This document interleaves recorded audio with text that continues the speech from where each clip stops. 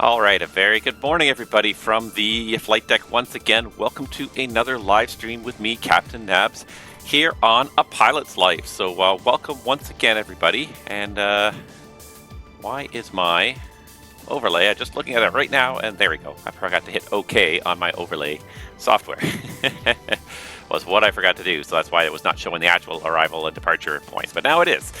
So welcome everybody, welcome aboard to another flight, and as you can see, we are still working for JetBlue. It says Fire Department City of New York, but it's actually JetBlue, and this is one of the things I really do like about JetBlue as an airline, certainly as an airline to fly for and stream for, is that they have a ton of fun logos. So they've done all sorts of logos. I believe they have another one for the New York Police Department as well. I'm pretty sure that this was put together shortly after September 11th to honor the firefighters who gave their lives and the whole department that selflessly ran towards the disaster as everyone else was running away to try and help everyone they could. And obviously it was not completely successful. There were obviously many people who lost their lives, but I think it's really interesting the way September 11th almost redefined the notion of hero in America again, and not so much redefined in the sense it changed it, but just simply brought it back to the fore in a way it hadn't been thought about in probably a generation. You know, there hadn't been people going to war in a long time. You know, most of the heroes were unsung for so long. So this was a chance, I think, for people to really say thank you to the everyday heroes of their lives, the people who put themselves in harm's way to save other people's lives every day. So I like this livery. I think it's a really attractive livery, and I do like what it stands for. I think it there are lots of heroes out there, and they're not doing it. They're not doing it for recognition. They're doing it just because it's the right thing to do. It's the way to make a better world. Anyways, I could rant on about this for quite a while, but I'm not going to because we've got a flight to do. But nevertheless, let's go ahead. I just want to kind of have a look around this airplane as well, because it's just such a nice airplane. Blue Bravest is what it's called here. Every JetBlue airplane has a nice name on it, and I might just try and just trying to see if I can find like a nice shot here that will look really good on the title card. Something like that. Anyways, it's it really is a very nice livery, and that's one of the things I do like about JetBlue is they've just got some fantastic liveries. They've got quite a few kind of standard airline ones, but then they've got a ton of good ones. And the Fenix has the painters for the Fenix have really kind of taken advantage of some of these really nice ones. I wasn't sure that they were going to do some of these ones, the New York Fire Department, and there's also the sports team ones that are also available. So we'll probably be flying those in the future. But in the meantime, let's hop in the flight deck because we have a job to do, everybody.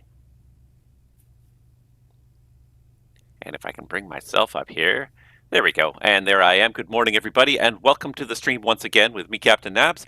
And we are going to get ourselves started here. So the first thing I'm going to do before we do anything else is I'm just going to start firing this airplane up. So a quick configuration safety checklist, just make sure that that everything is in the right position here. So we've got let's see here. The landing gear is down. The brakes are set. The wipers are off. The flaps, the spoilers are retracted. The flaps are at, they should be at 0. There we go. That should be at 0.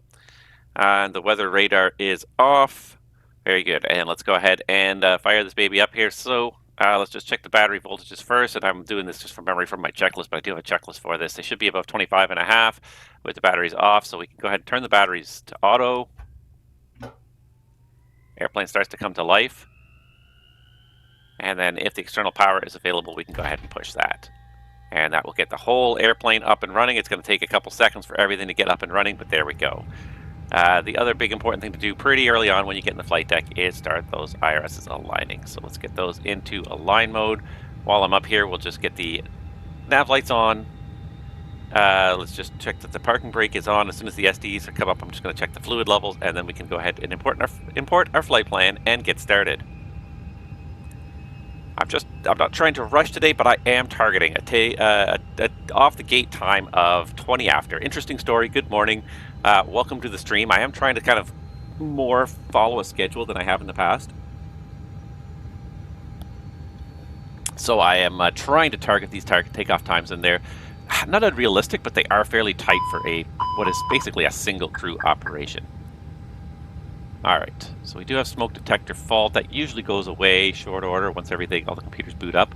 The fluid levels that I do need to check here on the SD. So we do need to check the engine oil is sufficient for the flight. 19.5 looks good. Hydraulic fluid, make sure everything's in the green band for the reservoir and the oxygen level. 1800, however, I should probably turn that on, or it's not going to probably give me a realistic. It could be just pressure trapped in there, but in the cylinder itself, it is 1800 psi, so that's fine. That's lots. Let's go ahead and get you started loading up here. Let's import my flight plan from SimBrief. I didn't even describe what we're doing today, did I? I just hopped in the flight deck, but that's what we're doing today. For those of you that can't read it, Tampa to JFK. So we're continuing with the pilot's life career. We landed in Tampa last time. Now we're back to JFK. And as it says, it's kind of a New York hub, isn't it? All right, so that's our flight plan here. Let's go ahead and call for them to start the boarding process here. Start the fueling, start the boarding, start all of that. And while FS2 crew is doing that, or not FS2 crew, GSX is doing that, I should say, I will get my FS2 crew running. So this should be connected. I wasn't sure. Sometimes it connects automatically and sometimes it doesn't. I can't seem to figure out the logic to it. When you use the GSX loading, sometimes it doesn't know if it's connected. And that's the biggest thing, I think, is that there's no variable output from the sim that tells all the third-party add-ons, is the JetBridge connected or not connected? And that's the problem. So it's always just a toggle, but it doesn't even know what position it is. It just sends the command to toggle to the sim, but it doesn't know where it is. And it seems so simple, so obvious to me. Like, I'm not a big programmer or anything, but it seems so simple. Like that you should be able to interrogate the sim and find out the current position before you instruct it to toggle. So that way you can decide, does it need to be toggled or not? Does it need to be connected or disconnected? It seems like such a strange oversight by MSFS, by Asobo in this case. Anywho, other thing we got to do, of course, is get our FS2 crew up and running. Let's start setting up. Let's start setting up. And of course, it's not going to work for me. Now, there is an issue. As you can see, my first officer is gone. There was a new version of the Fenix published, which took away the first officer. And FS2 crew has not been updated because that was yesterday. Let's start setting up.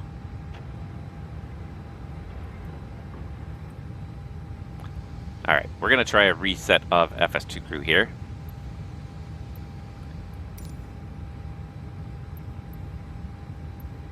Nope, that's not the right one.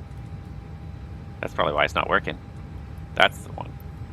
Maybe I accidentally launched the wrong one, but I don't think I have the 737 one installed, so why would that matter to me?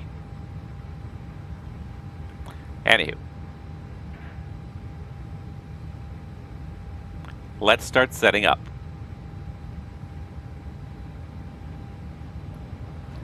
It's even recognizing the speech, but it's not doing anything. Let's start setting up.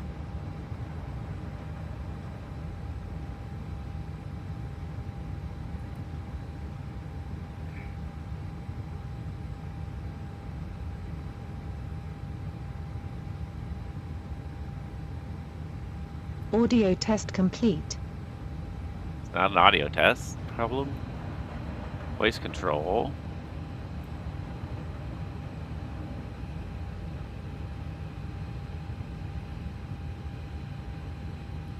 I could switch to button control, but I wouldn't even know how to use button control. The whole point of FS2 crew is to use your voice. Let's start setting up. I feel like this is not going to work today, and I have a feeling it's because of the fact that the Fenix was updated yesterday. So I feel like the changes that they've made require an update to FS2 crew, which is yet to happen. I feel like that's exactly what's going to go on here, is that because we're not getting the animated FS2 crew. Do I have just the basic Fenix simulations, A320? So without the animated FO, of course that's not updated, because why would that? Oh my god, some days. Okay, hold on. I will get this logging going. This is what I get for not testing, right?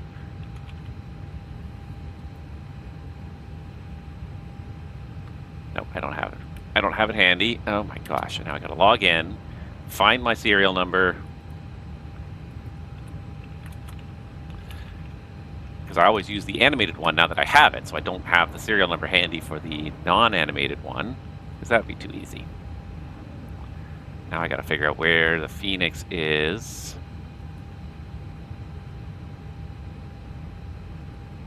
This one? Nope, not that one. Is it this one? There it is. Oh my gosh. I'm sorry, guys. I'm sorry you're waiting for this. This is not locking into product. Like, I started it up earlier, so I assumed it worked. But obviously, it's just connecting to the server now. So I started it up earlier, and I didn't realize that the whole thing didn't work. I saw the software start, so I figured that that was working properly. So, anti-ice. Cancel checklist. Roger.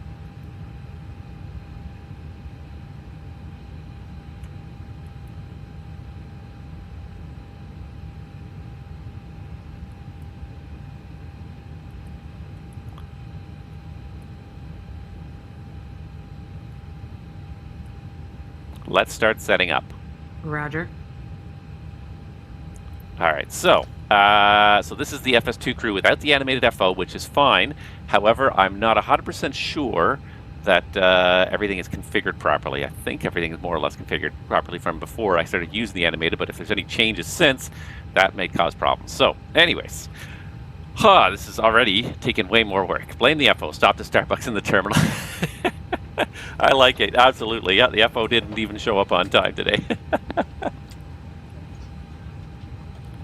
That is exactly right. Yeah, so we got a new FO now. So we've got Alicia is our new FO. She's invisible, but you can hear her voice. So hopefully she'll get everything running so we can try and keep this kind of realistic, because that's what I'm going for, is trying to really simulate that two-crew airline operation.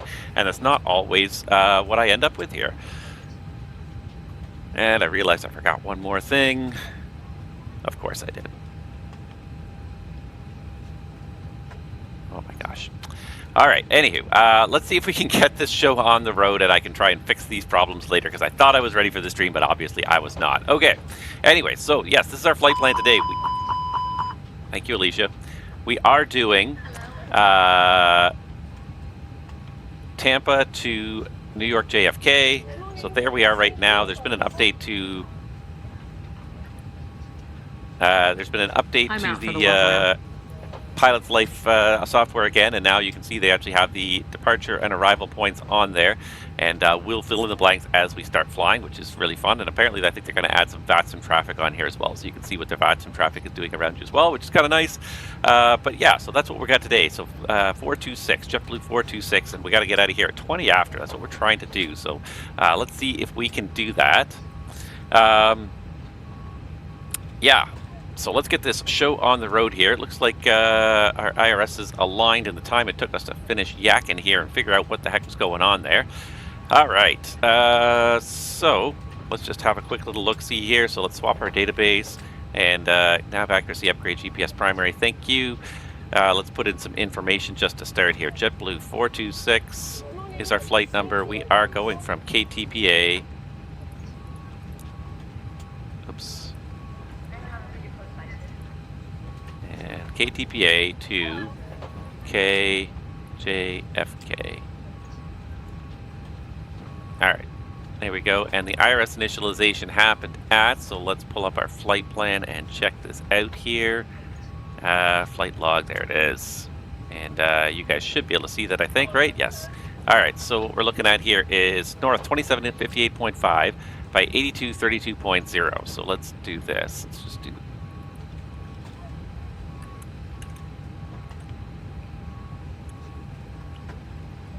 There we go. Much easier to see what we're doing there. All right, so it is 2758.5 north by 8232.0 west, 8231.9. So they all initialized on that GPS position, and that's very reasonable. So that's good. And with that initialized, while we're in here, we can also initialize the flight now. So the ATSU system is reliant on the GPS and the FMSs, so it's good not to initialize it until the FMSs or until the IRSs are fully aligned. But now that they are fully aligned, they'll know which system to talk to, because depending on which part of the world you're in, you may connect with different systems. So there we go. Now we've connected. JetBlue 426, Tampa JFK, Dulles, estimated 220. It's not a very long flight today. Good stuff.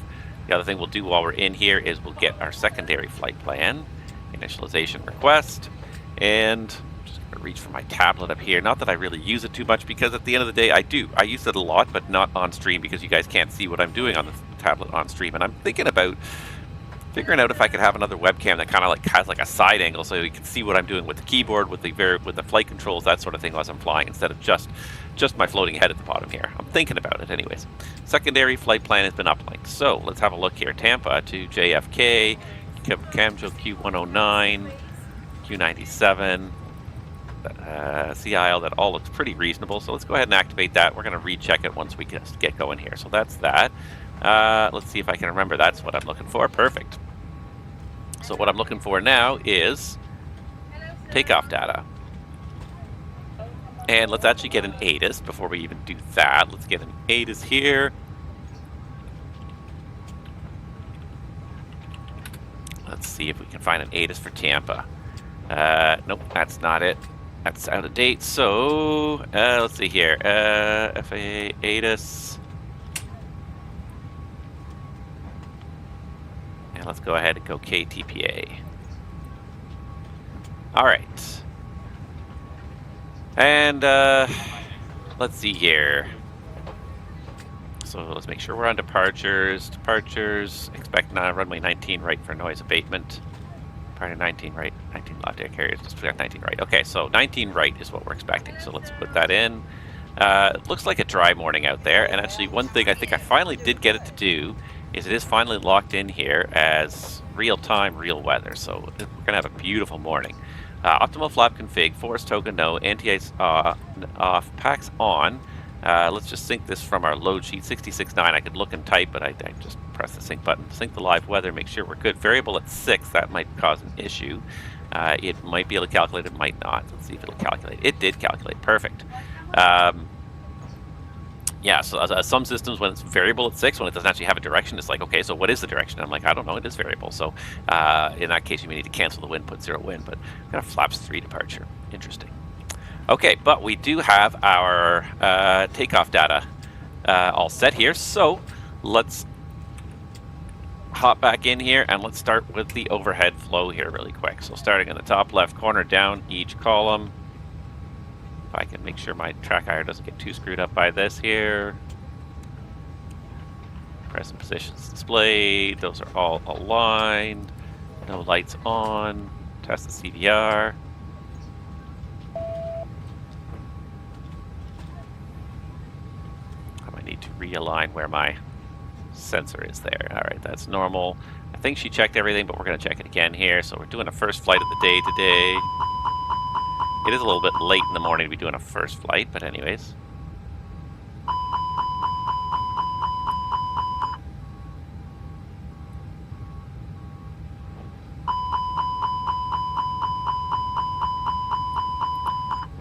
Alright, so that's all tested. Fuel. Looks like fuel might be done. I'm not sure why the ground spoilers are armed. Oh, she probably did that. Why are the flaps still not at 0? Alright, let's see, what am I doing here? Fuel, that's what is on here. So 41, 40, 48, 48, 96, and what did our flight plan say? I'm back. No issue on the walk around. Thank you. She sounds very robotic. Let's see here. Fuel plan for this flight is 97. So yeah, 96 change. Good. Alright. Perfect. So fuel is all there. There's nothing in the center tank, so we'll leave the mode selected manual. The center pump's off. The rest of the pumps are on. It's the first flight of the day, so we got to do a battery check here really quick. All right, so we got 0 amps going in right now, so we turn them off. They should say off. Wow, my track IR is really having a hard time keeping track of this today, and I don't know why. Let me try one thing here. Let me just try putting that, aiming that just a little more down.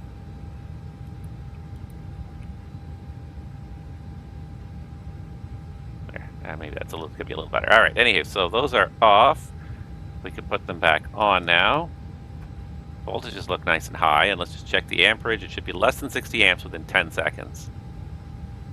If it's not, then it actually needs a charging cycle. We'll have to recheck it again before departure. Come on, come on, come on. Ugh. Alright, so that's been about 10 seconds there. I didn't actually look at the clock, but that's about 10 seconds. So battery 1 is kind of discharged. It needs to charge fully before we can get going. So we'll have to just come back and redo that test a little closer to departure. External power's on, that's fine. These need to be like here. And pack 2 can go off for now. Just make sure all the lights are where we need them. Fueling is done, so seatbelts on, no smoke on. Exit lights armed. Those are all good. We're going to do a compass check today.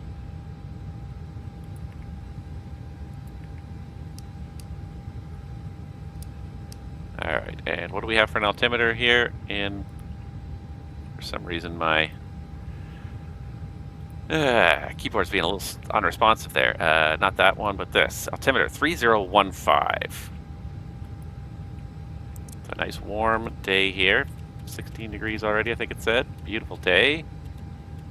3015, and hopefully eventually we're going to get this proper altimeter down here as well.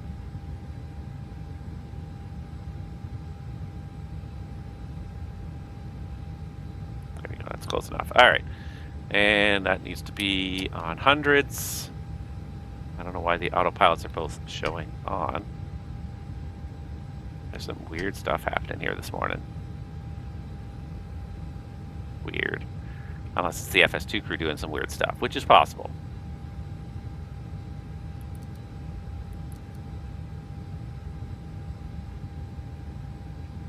All right. And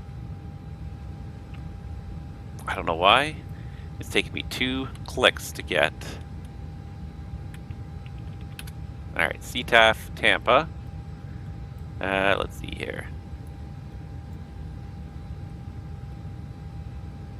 CTAF Tampa is 19.5, so let's get 19.5 up for CTAF in America because the trial is still underway. I kind of like it, and I'm surprised at how well it's actually working so far.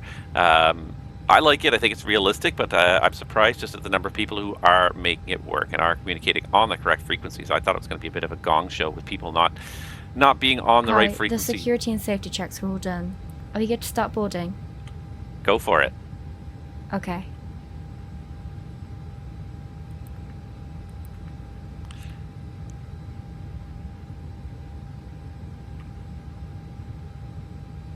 All right, 2345 in the back up there.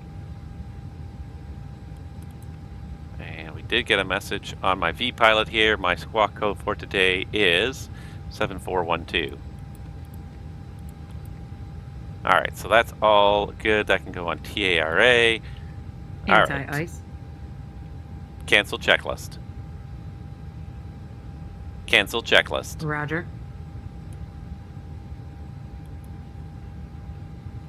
All right. Yeah. Let's do a quick instrument check. 1FD2. 1FD2. Altimeter 3015 inches indicating 40 feet. 3015 inches indicating 40 feet. 3015 inches indicating 40 feet. And heading of 297. 297. Yeah, 298. 295. 297, 297, very reasonable. All right, so that all looks good. Let's go ahead and hop in the box here. For some reason, and it's very weird, all of a sudden I have to press every single thing on the keyboard twice for it to happen. And I don't know what is going on with that. It's the strangest thing. Okay, yeah, let's start this whole thing right from the start here. We got about 8 minutes till we're supposed to depart, but anyways, A320-200 V2527 Alpha 5 engines. Database is current until the 17th of April. That's tomorrow, so it's still good. Performance factor, and let's see, what did I put a performance factor in here? Let's just check the flight plan. Fuel bias +0, so we got no fuel factor in there, so 0 is good. Anything to detune? I didn't see anything to detune, and so nothing is deselected. Initialization page for JetBlue 426. And we're going from Tampa to New York JFK. Alternate is Washington Dulles. The IRSs were initialized. We checked that. let's go ahead and just have a look here. Cost index 50, it's going to be flight level 370. We do have an MEL we're going to talk about when we do the briefing. And ISA of +1. Alright, so 37, 50, and +1. So cost index 50, 37, and the ISA is +1, so at -57 it should be -56. Alright. And the trope looks good, so let's go ahead to the flight plan page. Check takeoff data, we will. AOC secondary flight plan uplink, we will. Departing Tampa, runway 19 right. And let's have a quick look here at the routing. So we're looking at the BAPO 1 as far as Camjo. From Camjo, Quebec 109 to defense, this direct SOD for Q97 to delay, then RADS Sea Isle, Cameron 4. For 3-1 left is the plan. So the BAPO 1 as far as Camjo, so 19 right, BAPO 1 Camjo, insert that for arrival in JFK, 3-1 right. We'll put that in there for now and we'll check it once we get en route. Cameron 4, Sea Isle transition, so there's no transitions listed, so 3-1 right. I'll leave the VIA in there for now at CATOD, and we'll analyze that once we get en route. Cameron 4, no transitions, insert that. Sometimes the status store works, sometimes it doesn't. So we got no steps, we got no lat longs, and the total distance there at the bottom, 933. Total ground distance, 947. That's pretty reasonable. Let's see if this works. Sometimes it works, and sometimes it doesn't. And I can't seem to figure out the logic between when it does and does not. Should be able to put a label on this, hit store, and it should show you a summary of the whole route in storage, but it doesn't. So let's just go back and do it. So the BAPO 1 here goes all the way until we get to Camjo, then it's Q109 as far as defense, then it's direct to SOD, and from SOD it's Q97 as far as delay, then direct RADS, direct Sea Isle. At Sea Isle it's the Cameron 4 depart, or Cameron 4 arrival. So that's all in there. RadNav auto tune is fine for this morning. Secondary, we're going to recopy the active, and after the discontinuity on departure, we're going to put an immediate return to 19 right. This way, if anything untowards happens on departure, we've got a very quick return ready to go here. So ILS 19 right, no star required, and we don't need the VIAs, we just need the ILS 19 right. Alright, so that's in the secondary, Tampa 19 right to Tampa 19 right. The primary is still Tampa 19 right to JFK 3-1 right, so that's good. Nothing changed in the primary. It has happened on occasion where we've accidentally changed the primary. I've done it, I've seen other people do it, so it happens. If you think you're changing the secondary, you accidentally change the primary. So just a quick recheck there just to make sure. Let's check our fuel here today. So alternate, we're looking at 1.9, final reserve of 1.0. 1.9 and 1.0. And ZFW, so probably by now we should have it in here. So let's go ahead to the other FMC here, just pull it up. AOC, received messages, we should have at least one load sheet. So there's the load sheet preliminary, and we might even already have the load sheet final. This is the final load sheet, compliance with edition number 1, 57.4 by 30.7. 57.4 by 30.7. Very good. And what happens if I look up here? 9680. So we'll put 9.7 or 9.7. It gives us a takeoff weight of 66.9. So let's just go have a look again at what we did over here. 66.9. I always like to give it a little buffer. So let's go ahead and go 67.2. My company, we normally give like a 500 buffer. From the preliminaries, just to make sure that you're not, just to try and avoid having to get a second set of weight and balance and update the weight and balance again. Today it's not too big a deal because we got it directly inputting in there. Let's see here, the wind today is average wind component -14, so we actually have a headwind. We had a headwind coming down here, now we got a headwind going back to New York. Honestly, can't win. It gives us 6.1 for 2 hours and 18 minutes in the air, and we are showing 220, 5.8, so it's a little heavier here on the fuel. So the extra we had basically 400 kilos of ATC fuel plus the contingency of 300, 700, and we've still got the 700, so it's actually looking okay. We'll have to monitor it. We don't have a lot of extra fuel. It's a beautiful day. We could even drop the alternate if we had to. It's such a nice day, all up and down the eastern seaboard. Mostly we're worried about turbulence today. So here comes the wind request going out. And we'll just sit here for a second and see what we can do while we're waiting. Oh, and it came back. I can just send the takeoff performance to the MCDU. All right, so blue for climb, blue for cruise, blue for descent. Wind data uplink is all in. Performance, here we are, 19 right. Dry runway with no takeoff shift. We're planning a flaps 3 departure with a flex of 63 degrees, V1 143, VR 145, V2 148, standard transition, 1520 across the bottom for the noise 2 departure. Actually, it's not noise 2 departure. It should be, yeah, it's got an interesting departure here, so we'll leave it as 1520. It's fine, 1500 feet AGL for an odd kind of hybrid departure, but we should be doing a noise 2, so let's do it. 1020, 1020, and 1020. And definitely for the engine out acceleration, we shouldn't be waiting to 1500 feet. We should be doing it at 1000 feet, unless there's obstructions that require us to do something else. Let's see here. The green dot speed of 214 is going to be pre-selected for the climb, so we go right to 214 until we're ready to accelerate. And performance is good. Prog page. Optimals at 35. We're planning at 37. The max 37.3. This is going to be a bit tight, so we'll watch it. We may have to level off at 35 initially. Sometimes the flight planning software is a little bit overly optimistic. GPS primary nav accuracy high, and IRSs are all in nav with 0 drift. All right, I know, it's coming close to departure time. Let's go ahead. These ramp guys would be really kind of hassling us by now.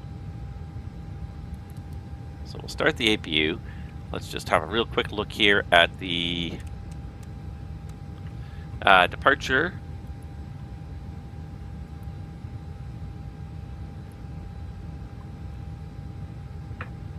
Let's have a little departure review here. So we're not going to get an ATC clearance because we don't have any ATC right now, but a quick departure review.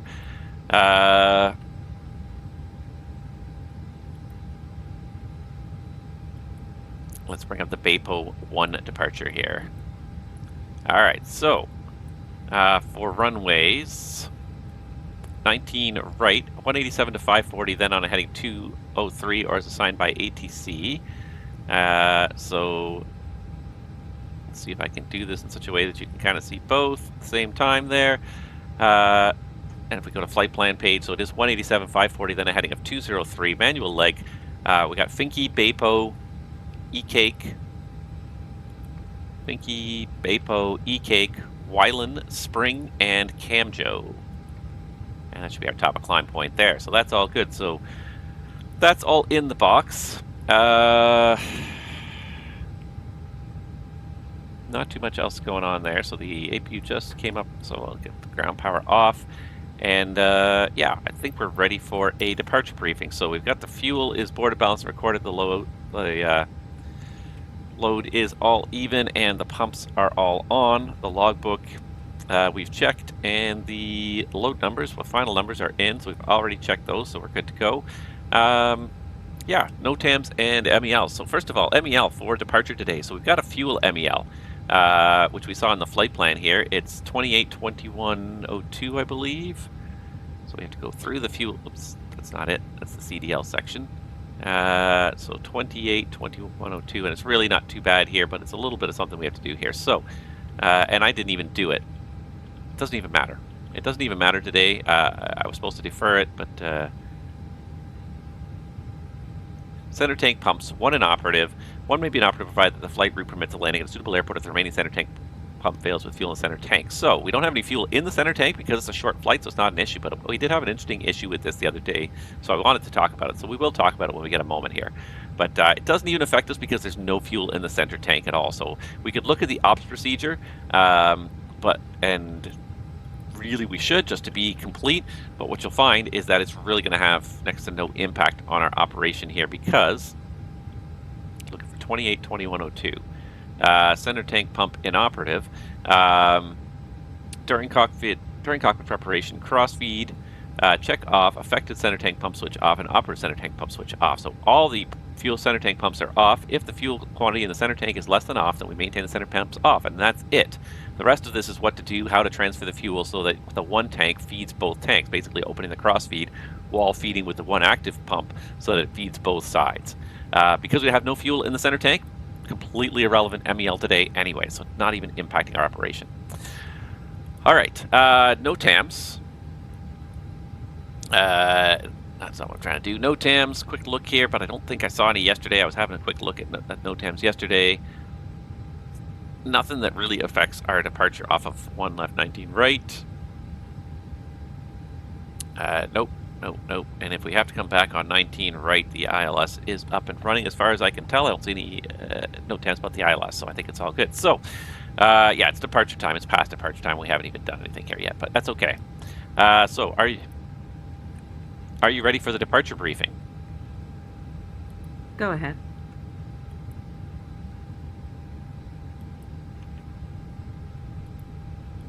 All right.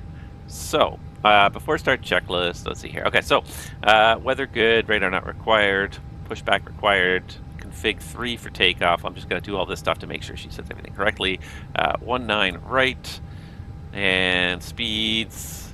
Let's just check the performance page here for the speeds. 43, 45, 48. So 143, 145. Maybe one of these days too, this will start to work because they might get. Is it 63 or 53? I can't read that from here. That is 63. Yes, it is. Okay, 30,000. No, our cruise is at 37 or potentially 35 for production transition. Okay, that's all good. All right. So, MELs are checked. NOTAMs are checked. It's going to be the BAPO 1 departure. BAPO 1 departure out of Tampa International on plate 20-3. So the routing constraints are all as published, with a top altitude of 6,000 feet. 6,000 feet set, roger 6,000. And special notes, radar required jets only while in transition. That's not us. Let's see here. Tampa, there's no noise abatement published. And company pages will just say, it's not about this airport. Level of service is not an issue in America. And engine failure procedure will just go straight ahead out over Tampa Bay. Yeah. The performance in the box today for the departure. Whoa. Come here. Really being a little difficult today. Runway 19 right with dry runway, no takeoff shift. It's a left seat departure. Flaps 3, flex of 63, V1 143, VR 145, V2 148, standard transition 18,000, 1020 across the bottom for noise to departure, 214. The green dot speed is carried forward with climb. It's going to be a managed departure. We've got climb blue, nav blue. We'll get established on course. The MSA is 2,700, so above 3,000. We'll make our turns towards Finke. We'll communicate on the Unicom frequency. In terms of an immediate return, I think we are going to be overweight. Let's see here. 66.9. We're a little bit overweight for landing at this point. We're about 2 tons overweight. So if we had to do an immediate return, if we're not in a dire emergency, we're not on fire, then we'll do the overweight landing checklist. And yeah, I think that's about it. Autopilot will come on probably around 2,000 feet or so. Comments, questions, or threats? Not really any threats today. It's a beautiful day. We're kind of rushing a little bit. I'm trying not to. We're going to get off the gate in the next couple minutes. That's all I can think of. I'm not going to do single engine taxi. OEBs will say 6 and 46 will apply to this aircraft, and we will not do the I will, you wills at this point because we're just trying to get going, but we may do them en route. So I think we got everything we need. So let's do this. Let's put the beacon on because that'll trigger the pushback here.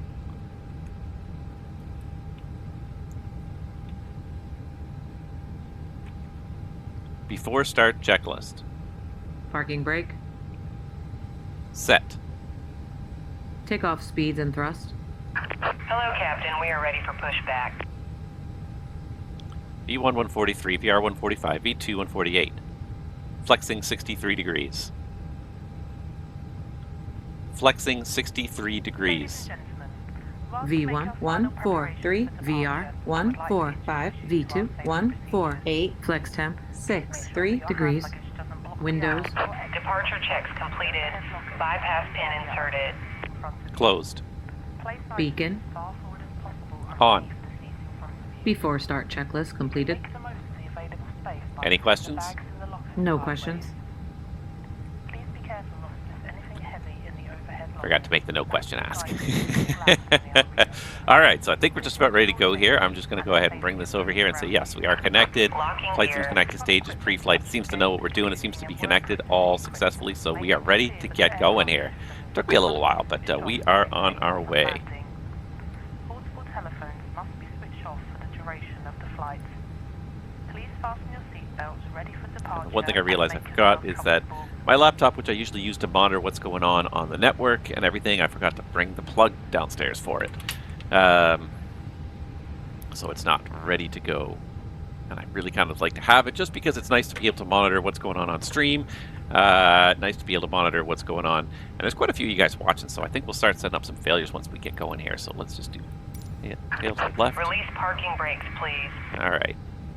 Communication check, brakes are set, and Commencing push. brakes are All engines clear. brakes are off, Start ready at for will. pushback. Delaying it to start until advised. You can do tail to the south.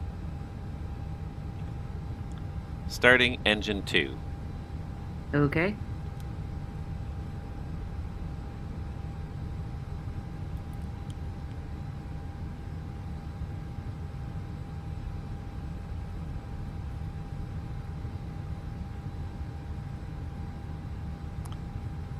Alright. Still not used to these IE engines. It's very odd. You don't even see the N1.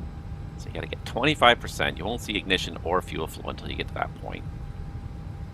Okay, here comes the 25. So now we see ignition. Now we see fuel flow. Momentarily we see the light off. There it goes.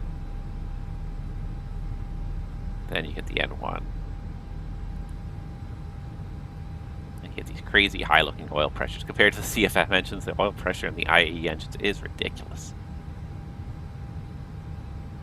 The first time I looked at it, I was like, I thought there was a mistake, but I guess that's what the IAEs are supposed to look like. It just, I've never really flown the IAE, so I'm not familiar with their parameters, and they look a little bit weird compared to what I'm used to. But I like to see this peak and start to fall back before I try to start the second engine. Starting engine 1. Starting engine 1. Okay. Please set parking brake.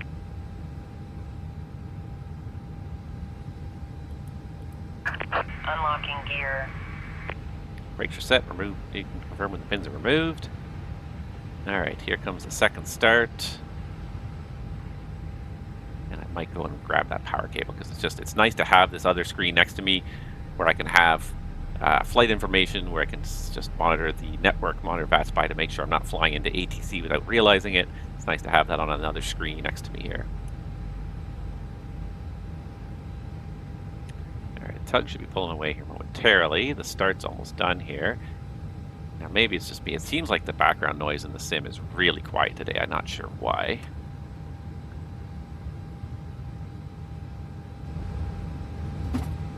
At least there now it's a little bit more noticeable. And maybe it's too noisy for you guys. Let me know what you think.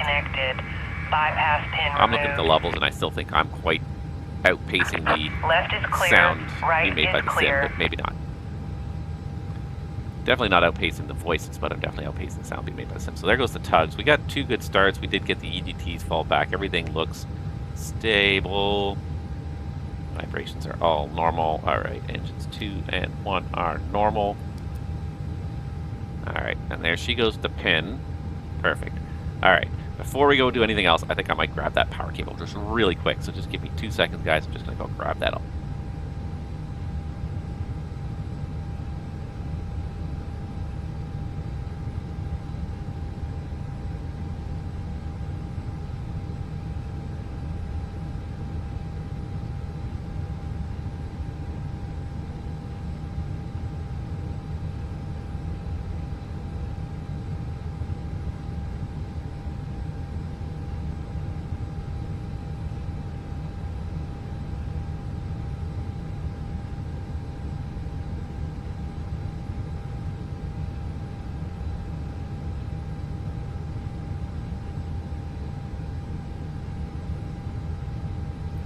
Alright, and I used to have a streaming checklist and I got rid of it because streaming got easier in the MSFS world.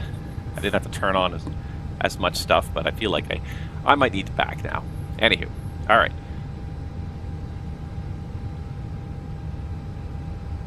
After start checklist. Anti-ice. Off. ECAM status. Checked. Pitch trim.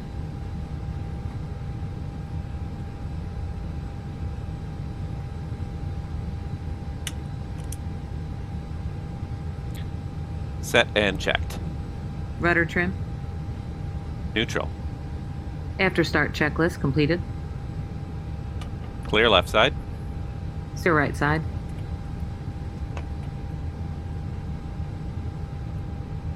See, it does start rolling a little bit at lightweights, which is not Radar too and bad. predictive wind shear system.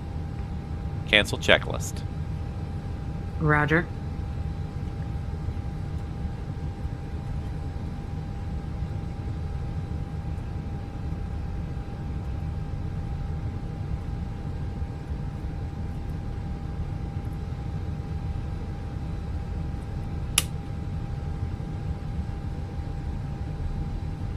Alright, let's just map out our taxi route here. I know we just go around the north end, but let me just do it here so I can make my VATSIM traffic call. Tampa traffic, good morning. JetBlue 426 is on airside A. Taxiing for departure runway 19 right via Charlie Alpha Victor. So we'll get out of the ramp here. We'll go Charlie Alpha Victor to get to... Just hope that my performance keeps up when we get to JFK, because JFK is just terrible sometimes for doing this stuff. But I got to stop flying so much in New York. This is the problem with JetBlue, is because they're a New York-based airline. I'm doing a lot of flying to and from New York, which is not great for the frame rates. Rob up front. The cabin is now secure for takeoff. Thank you. All right, did we get the taxi lights? We did not. So we'll just cut to Charlie over here. And yeah, it's pretty empty here today. Not much going on VATSIM. Definitely not much traffic, but my frame rate is still kind of... This is another scenery that's really quite intense. It's a really nice scenery. There's a lot of objects in it, so like it's holding my frame rates in the neighborhood of 20 FPS, which is not terrible. Old school Mike 53, good morning. It's not terrible, but I feel like if I threw some... And I'm always tempted to, when I see how empty this airport looks, I'm always tempted to throw down that FSLTL traffic, just to kind of give the airport a more lived-in look, but I don't know.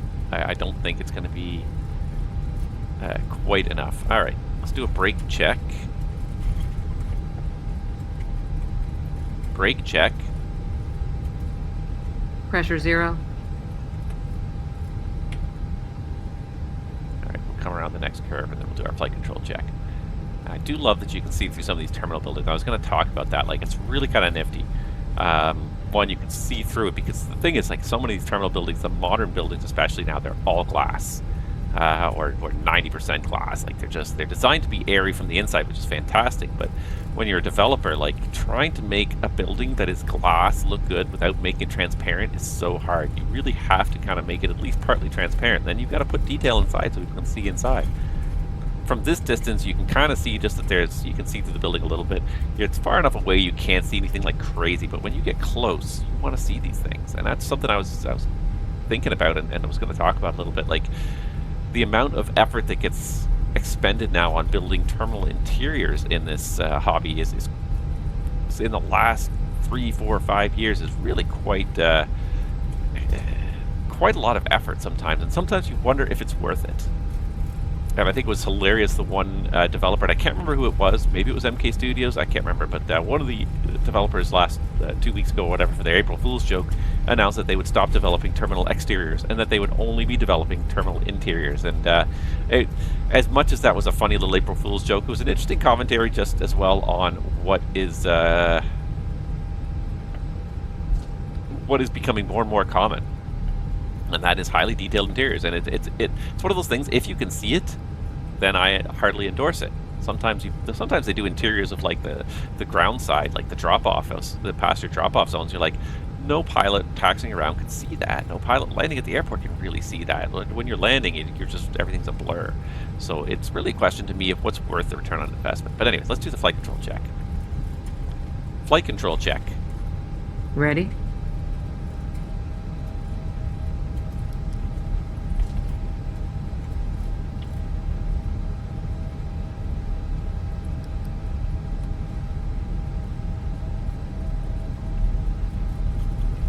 Full up. Full down. Neutral. Full left. Full right. Neutral. Rudder. Full left. Full right. Neutral.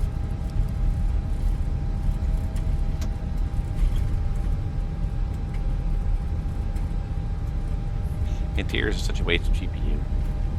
And see, and that is the logic I kind of agree with. I won't say they're a waste of GPU in every case, but what is going on? What is she doing?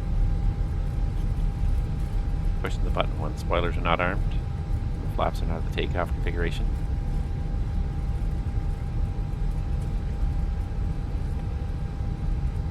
Flaps 3.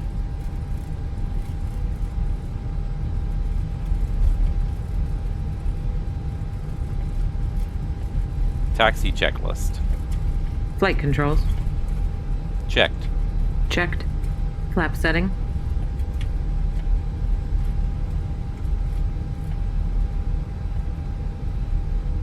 Set flaps 3. Flaps 3.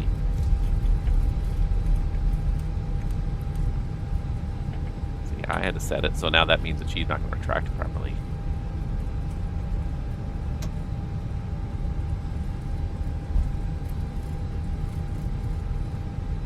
Config 3. Config 3. Radar and predictive wind shear system. On and auto. On into auto. Engine mode selector. Normal. ECAM memo.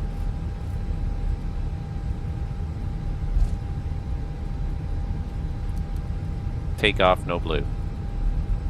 Taxi checklist completed. Ladies and gentlemen, all portable electronic equipment and mobile phones should be switched off as we are Yeah, now she's the about one that to set off the start warning our because she pressed the pre-flight takeoff safety config, but she briefing. failed to set the flaps. And I'm not sure We at are what now point she's going supposed to take do you that. through our I safety assume right after procedures and equipment. the As pushback. this information is for your benefit, we We ask missed a you to checklist. watch It's possible we this missed a checklist carefully. because this airline flow The is safety card in your seat area in shows details FS2 of crew is escape so routes, different from my airline flows masks, that and life jackets. I It also really kind of shows the rely braking on the position, prompts on the which screen you to kind of must adopt guide me in along an it because it's emergency not landing. what I'm used to at all. My In the operations unlikely are event of very having different than the way the taken FS2 flight, crew operations all are set up, hands which I'm baggage pretty sure is behind pretty and close to remove standard high Airbus, but it's shoes just as they may tear the slide. we've taken Airbus, but we've modified a lot of things to suit our operation. The Please fact that now we have ensure mixed that your fleets and all that table other is stuff. folded away, your seat back is upright, with So the there's things armrest that kind of down and it's your been made to sort of seatbelt resemble fastened. Boeing checklists at The times. seatbelt is fastened and adjusted like this, and unfastened like this. Just go to the full length When the here. fasten seatbelt signs are on, you must go back to your seat and fasten your seatbelt securely. For your own comfort and safety, we recommend you keep your seatbelt Alright. fastened at all times and visible to avoid Flight being level disturbed 330 in on, flight. over the Gulf of Mexico on your way to Panama. Ooh. Not actually all that far from where we are, but heading south. If the Yeah, it's cabin a air beautiful supply day out there. fails, Just look at the clear oxygen will skies. be Lovely provided. day out there for flying. Masks like this Alright. will appear automatically. Stay in Tampa your traffic, seat until a JetBlue master 426, orders you. taking position runway 19 right for departure. It'll be a right turn out northbound. Place the mask over your mouth and nose like this, and breathe normally. Cleared for departure. Adjusting the band to secure it. Do make sure your own mask is fitted before helping anyone else. Takeoff runway confirmed. Approach Your path life clear of jacket is traffic. underneath or beside your seat. In the event of landing on water, remove the Cabin life crew jacket be from seated its for takeoff. container and pull it over your head. Pass the tapes round your waist and tie them securely in a double bow at the side. To inflate, pull the red toggle as shown. The air can be topped up by using the mouthpiece. There is a whistle here for attracting attention. Do not inflate your life jacket until you are outside the aircraft. We will supply life cots for babies and life Lineup jackets checklist. for infants. Takeoff runway. 19 right Finally, ladies and confirmed. gentlemen, please Runway 19 right, confirmed. TCAS. May we remind you that TARA. electrical portable items such as games, Packs 1 and 2. computing and word processing equipment On. may interfere Lineup with the checklist aircraft completed. systems and must be switched off during takeoff and landing. Portable telephones must be switched off while the aircraft engines are running. As this is a no smoking service, the no smoking sign will remain on for the duration of the flight. Smoking is not permitted at any time whilst on board. If you have any questions, please ask. And flex 63 SRS runway auto thrust blue. Checked. Thrust set.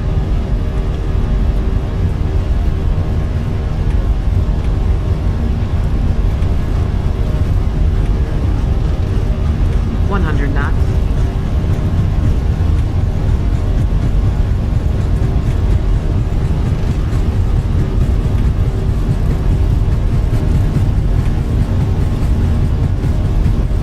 V1. Rotate.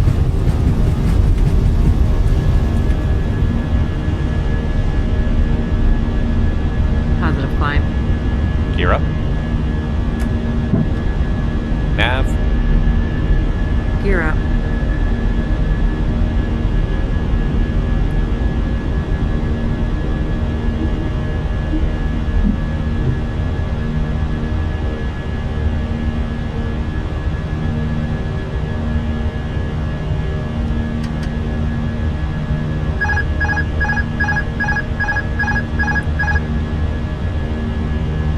Climb. All blue.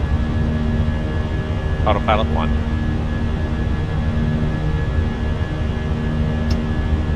Thrust climb. Auto thrust. Speed check.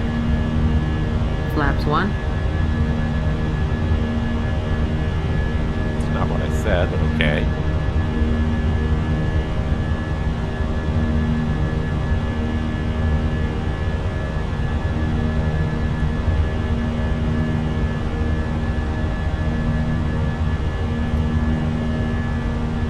I may have turned a moment too early there. I thought it was leading me on the turn, then I kind of looked down. I'm like, oh, we're only at 380, we're not at 540 yet. So I just decided to run with it and finish the turn.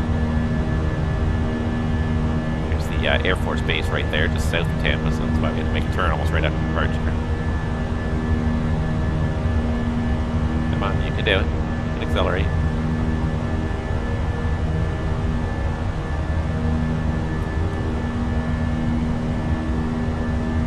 Flap 0. Speed check. Flap 0.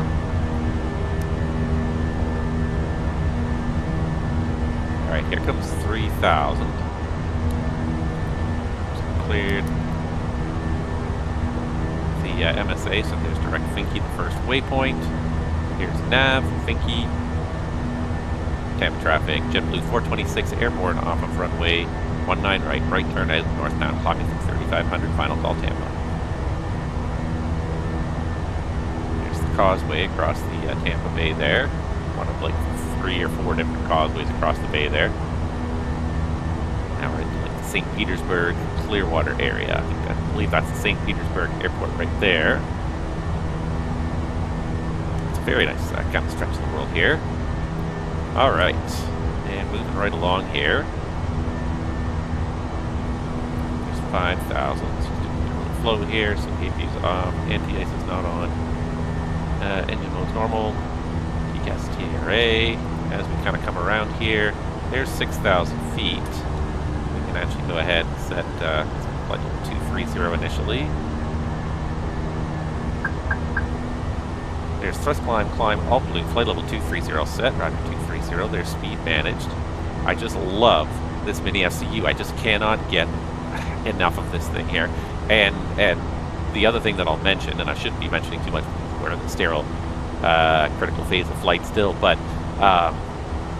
shortly after the last stream I did download the update to the MiniFCU software, and I now have numbers on my screen. So the numbers that I have now on my MiniFCU match what's on the and I'm gesturing here, you guys can't even see my gesturing, but what's on my MiniFCU, which is down over here, matches what's on the screen over here. So what's up on the screen over there, all those things that are on the autopilot there, the numbers are actually, the readouts are actually on the screen. So Fenix was very true to their word, and very shortly after they said they would open that up, they did open it up.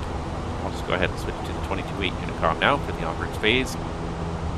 So now I have the dashes, now I have the numbers, now I can actually dial stuff on my MiniFCU. The only trouble with it, and it's a minor glitch, but it is a bit of an annoying glitch, is that MiniFCU will change the numbers internally, but then it will send the clicks to the sim, and then the sim will reissue the numbers to MiniFCU. So there will be a little bit of a lag, and then the numbers will go back a little bit.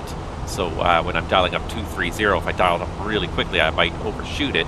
I might undershoot it on the MiniFCU, but then I'll overshoot it in the sim because it'll accelerate the clicks, and then it'll come back and it'll readjust. So there's a little bit of a lag, a little bit of a disconnect between the values that are actually on there. So the values on the MiniFCU are being initially processed internally, but then they're being double checked and readjusted from the sim, but it takes about a second or two for that to happen. So it's almost still easier for me to do what I was doing before. What I was doing before was my hand was on the knob, but my eyes were on the screen. Looking at the values here as I was adjusting them, and that still seems to work better. But it's nice to have the fact that this hardware does work the way it's supposed to.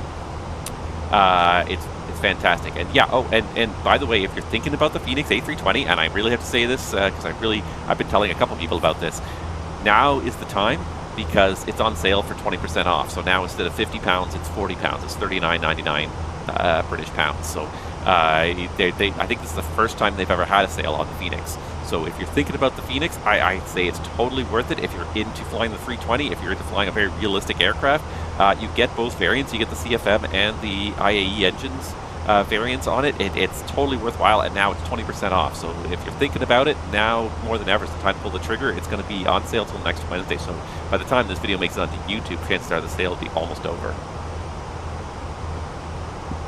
If you're thinking about the Fenix, now's the time. All right, there's 10,000. So let's go ahead and go. Oh, she did it already. Lights off. Go seatbelts off. Let's just go through this here. So we got airport page there. We don't have to clear anything on the rad nav. The secondary has still got the return in there. So now now that we're en route, we can recopy the active and the prog page. Let's see here. 370 is the 370 is the selected cruise. 375 is the max. I'm going to go ahead and set 350 for now, and we'll take another look as we level off at 35. See what I mean? Like, I can overshoot things because if I'm looking down here, it doesn't always match what's happening in the sim. So the MiniFCU sends the clicks that I make with the knobs to the sim, and then the sim redecides what the altitude is going to be and sends it back to MiniFCU. So it's a little weird lag there, but yeah, if you're ever thinking about the Fenix A320, now's the time, because it's on sale, and it doesn't go on sale very often. In fact, I think this is the first time they've ever had a sale. All right, so let's see here. We did that with the prog page. We do need to make sure that guard 215 is up on number 2. We're listing on guard. Let's see here. We've got cabin is pressurizing now, so we're climbing 500 feet per minute. We've reached 3,400. We've got a 4.9 PSI diff. That's good. And a quick fuel check as well to verify that everything is running hunky-dory here. 3640. So let's see here.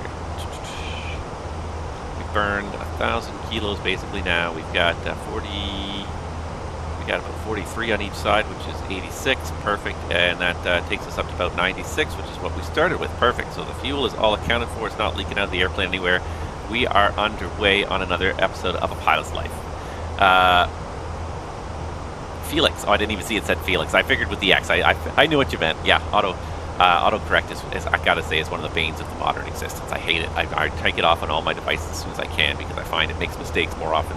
It fixes things that things need fixing more often than not.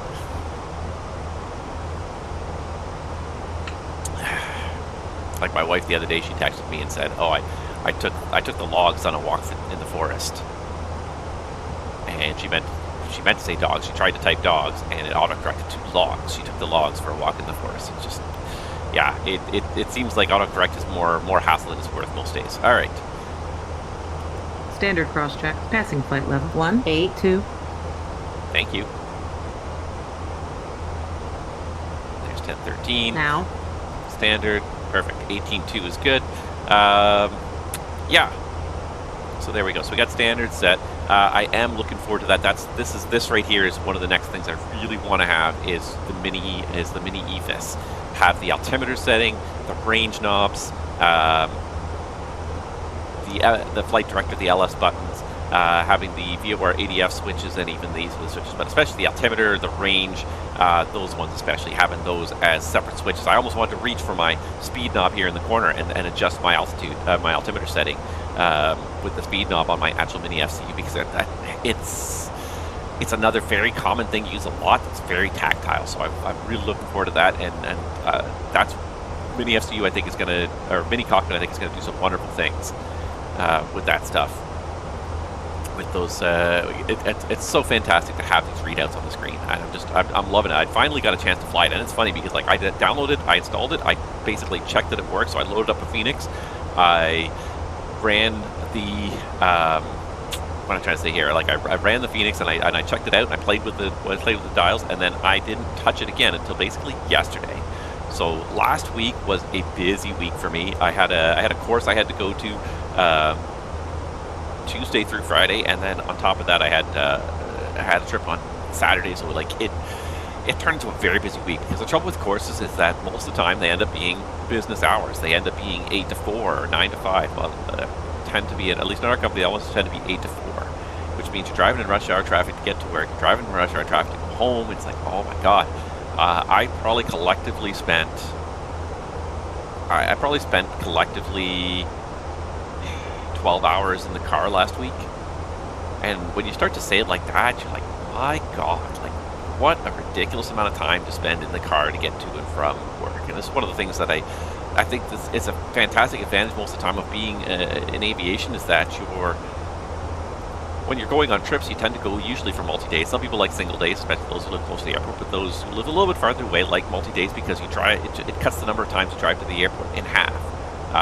And not only that, but usually you're coming and going at weird times. So sometimes you'll be driving in rush hour, but most of the time you won't. Oftentimes your early mornings, you'll be at the airport before rush hour really gets started, which is just wonderful. Like, I could not imagine myself driving in that traffic every day of my life, like 5 days a week of my life. Like, I don't understand how people do it. I really don't. It blows me away every time I have to do it. Every time I get a course like this, and I'm on a Monday to Friday rush hour schedule, it grinds me away. It really does. Like, I'm just exhausted by the time I get home. It's a 50-kilometer drive, and it takes me an hour and a half to do it. So we're talking an average speed of about 34 kilometers an hour. That's the average speed I'm driving at on my trip home, which just speaks volumes to how bad this traffic can be. And the one thing is like, when you're on a short course, you're just like, okay, I just got to get through the week. I just got to get to Friday, and then, and then that's it. But it's just like, I couldn't imagine doing it every day of the week. I don't know how people do it every day of the week, to get out and drive in that traffic every single day. If you have a long commute, like I would, if I had to drive every single day, I certainly would structure my life around trying to get to work without driving, or without driving a long way. With home prices being what they are, that's not really feasible to move anywhere close to work anymore. But I would certainly try to structure myself to live somewhere near a transit line, because at least even if you're taking an hour in transit, an hour on transit is better than an hour and a half in the car. Because you can have that time to yourself. Yeah, you're kind of rubbing elbows with other people, but you can have that time to yourself. You can read a book or a magazine. You can study. You can do so much more productive stuff with your life than staring at a bumper for an hour. One of the previous companies I worked at, I was actually able to take the train to work, and it was wonderful most of the time. There were times where it was a bit difficult, but I'd say more often than not, I enjoyed it more than the percentage of driving trips that I enjoy. The number of times I have to drive to work, and it just turns into a nightmare because of an accident. It's an hour and a half, 2 hours. Yeah, interesting story says I do shift work. I can't stand rush hour. I couldn't do it. It grinds. It's grinding away. And it's like, the one redeeming thing about driving in that traffic is, like, I found a podcast that I absolutely love listening to in the car, which makes the time melt away, at least. and it's Conan O'Brien Needs a Friend is really just, it's a funny podcast. It's just hilarious. I'm just sitting there in the car laughing the whole way home, which is fantastic, because if I didn't have that, I would probably shoot myself before I got home on the second day. It's so much effort, and then you get home and it's so late, and you gotta get ready to go to work tomorrow. You got maybe 2-3 hours before you have to go to bed and do it all again. And I couldn't even imagine that. It was so grinding. I wouldn't want to do that. All right, I see a TCAS target coming up here. Let's just have a little look-see here. It's actually 10,000 above us, so it's actually not too close. I thought it was 1,000 above us, but it's 10,000 above us. It's 9,800 feet above us. So okay, I'm not so worried now. Yeah, I wouldn't want to do it. So that's one of the reasons why I was not able to stream last week, was of course because of this course. I was on it for 4 days. I had the Monday off, but took the time to spend some time with my family. Everyone else was off because of Eclipse Day. Apparently it was a national holiday, Eclipse Day. All the schools were like, nope, we can't have kids in school because they might look at the sun and then we'll be liable. I'm like, oh my god, the schools will not let your children do anything because they're so afraid of being held liable in this day and age for anything. It's gotten to the point of ridiculousness, and even my children laugh at the school because of the stupidity of it all sometimes. The amount of time that is spent policing kids to not go on the grass field because it's been a very wet winter. And so I started actually circling the days they were allowed on the field, and so far I've circled 1 day. In the last month, I circled 1 day they were allowed to play on the field, and every other day you got to stay on the pavement because it's too muddy. You might get a little bit dirty. It's like, even my kids are like, yeah, according to our school, kids are made of glass, or kids are made of paper and will melt if they touch water. And it's just this whole notion that our kids, yes, kids are fragile in a way, but you don't toughen them up by catering to that fragility. You don't cater them up by treating them like they're made of glass. You've got to teach them that things are going to be rough out there. Things are going to be tough in the world. You're going to skin your knee. I look upon skinned knees and even broken bones as signs of a childhood well lived. I'm not saying every kid should break every bone in their body, but if a kid falls off a tree and breaks their arm, that to me is a bit of a sign of a good childhood. Not that I want kids to have broken bones or anything, but it's a sign that you got out there and you did stuff, you tried stuff, you made a mistake, you fell, you injured yourself, but you got back up and you did it again. You said, okay, it's not the end of the world. I learned what not to do, but if you protect them in this bubble until they're adults, what kind of adults are they going to be? They're going to be the adults that can't do anything for themselves because they're used to having everything done for them. So and the schools are exacerbating that more than ever now. Although the irony of it is that our school is, obsessed over when you can and can't go on the field. Mostly you can't. But there's kids fighting on the playground, and the teachers are just like, well, don't do that. And I think part of it is the teachers are afraid of interfering. Because they're afraid of what they're going to get from the parents. If you tell someone's kids that they have to have a timeout, that they have to go and have detention, the teachers are going to get in trouble because they're going to get yelled at by the parents. And why did you do this? I'm going to sue you because you told my children that they were a bad kid. I'm like, well, if they were beating on other children, they probably are a bad kid, and maybe they need to hear this. Again, people are coddling their kids to the point where they can't even take in bad news, and I'm trying not to be that parent. I want my kids to never suffer in life, ideally, but I know that aspiration is completely unrealistic. That my kids will suffer in life at various points, as everyone in this world has. And I think the more important thing than giving a kid a childhood without any kind of pain or suffering is to give them a childhood where they learn to deal with those emotions. And not that I think that they should suffer all the time, but they need to learn to handle those emotions. They're going to be out there. They're going to have to deal with it. And I feel like, has anyone heard if the Fenix A320 will be compatible with MSFS 2024, or is that why it's on sale?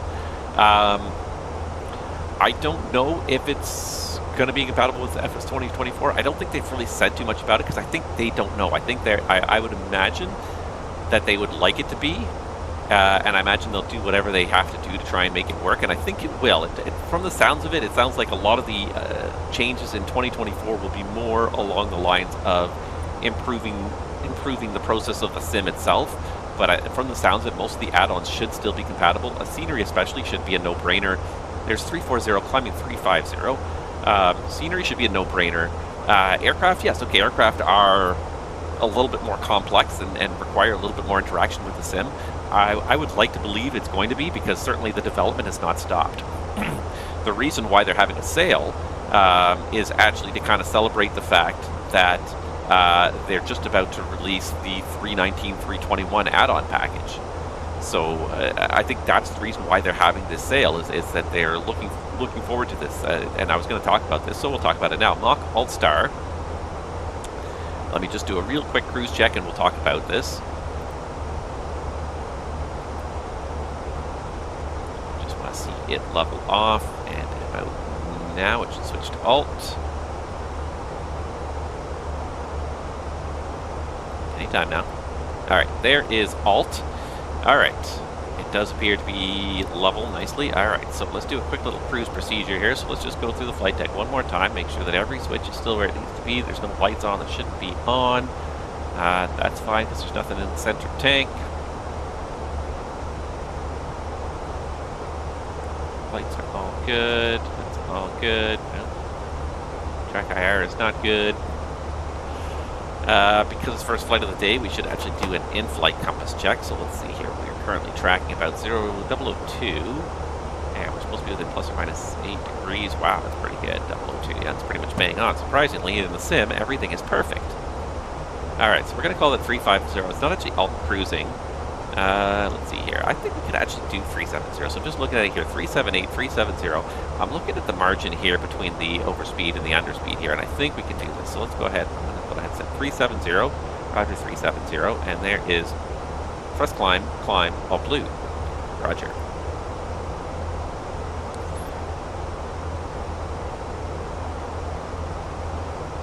So it's climbing again now. I'm just going to continue to pan through the flight deck, make sure everything is where it should be there. Weird little hesitation there in the sound. You guys probably heard that, and I heard that. Not sure why that happened.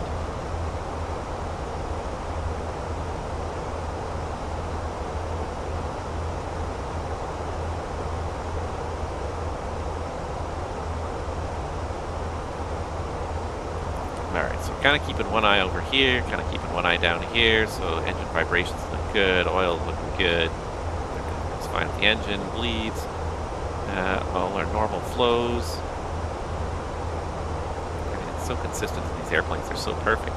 That's 360 climbing 370. Real world airplanes are not this perfect. And there's one airplane I've been flying around lately that there's such an asymmetry between the engines. Now that's normal just because we put the gear up.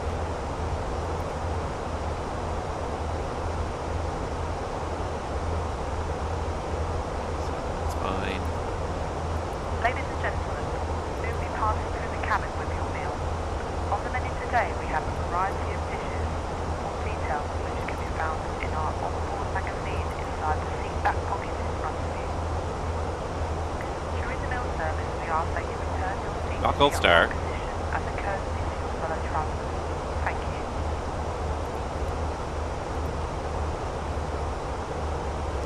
ATC in line today, though, unfortunately. All right, and here comes Mach-Alt cruise. Quick RVSM check as well as the last thing outstanding here. So we got pretty much 37,000, 37,000, very reasonable. And wow, that's a perfect standby altimeter. I'll tell you, these little mechanical style standby altimeters are never usually that accurate. They're often out by 200 feet by the time you get to altitude, because they're so small and the mechanism is so small that even a slight little bit of dust on the gears can stop it from turning, you know, can until the pressure overcomes a certain force. So anywho, yeah.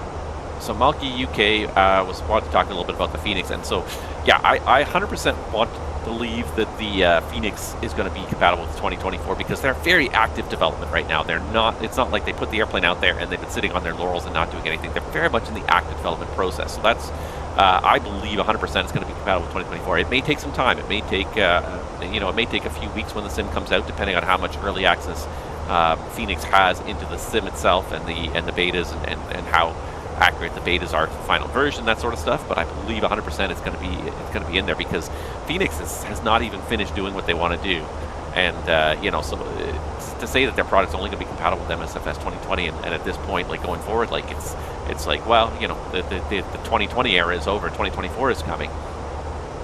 I have to believe like they're just getting started in terms of what they're doing with their product, because they haven't even finished their products yet. But that is the reason why they're having a sale.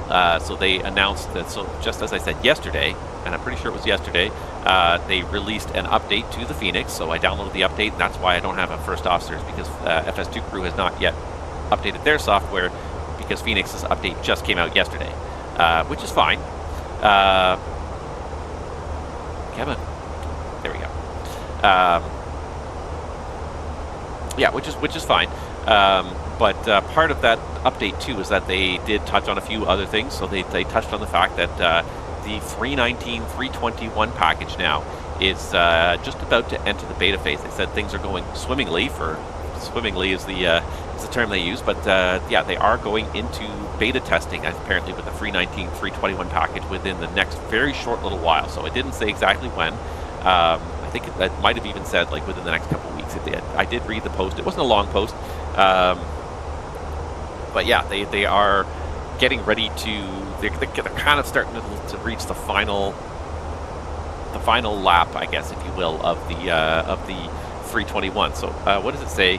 The A319-321 package is coming along swimmingly. We are looking to put the expansion into beta testing very soon. And to celebrate, we're doing a short flash sale on the 320. So from now until 2200 Zulu on Wednesday, the package will be available during that time with a 20% discount. I guess Wednesday is tomorrow, so you get one more day.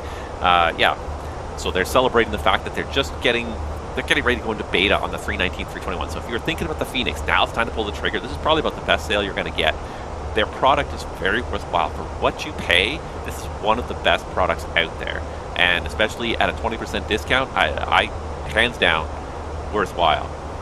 Only downside to the Fenix, and I've said this before and I'll say it again, is that it is a bit of a performance hog. And it's not terrible, and I will say that I think since version 2 came out, they spent a lot of time finessing, finagling, squeezing and bringing the best performance they can out of it. And even this latest update, apparently a lot of it was performance related. They're trying to improve the interaction with the external engine model. There were some texture updates, so all the liveries have to be re-downloaded, recreated, re-updated, and re-downloaded, and that's, you know, that is what it is. There are a bunch of other little fixes and stuff like that, but a lot of it kind of was performance-based, so it has gotten better. I think version 2 performs much better than version 1. It's not fantastic on my computer because my computer's low end, more so.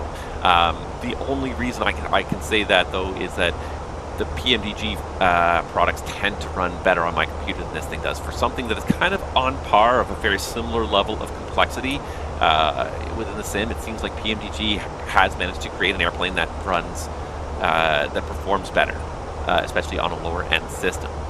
But if you don't mind a little bit of chop here and there, and especially if you want to have the ultimate A320 experience and one of the ultimate airliner experiences in this modern sim platform, Fenix is where it's at. Pick it up on sale, 100%. And I don't think, if you're worried about 2024, I don't think they're going to let it go. Like I said, they're in active development. After they release the 319-321 upgrade, they're still planning on bringing out the Sharklet versions eventually. You know, and I'm sure they're not going to stop with the updates after those versions release. So, yeah, I for the time being, I don't see them as slowing down or stopping or anything like that. Like, it seems like they're a developer. And to read their posts, too, that's the other side of it, too. To read their posts, their blog posts, the enthusiasm they have behind their products, and even to be kind of living in their Discord server, the enthusiasm they have for their products, there's something about the way they talk about it. You know they love what they're doing. They love putting together the best product that they can. And so I have a hard time believing it's going to die in 6 months when 2024 comes out. I really do. I think it just, the idea that they would let it die in 6 months just blows me away.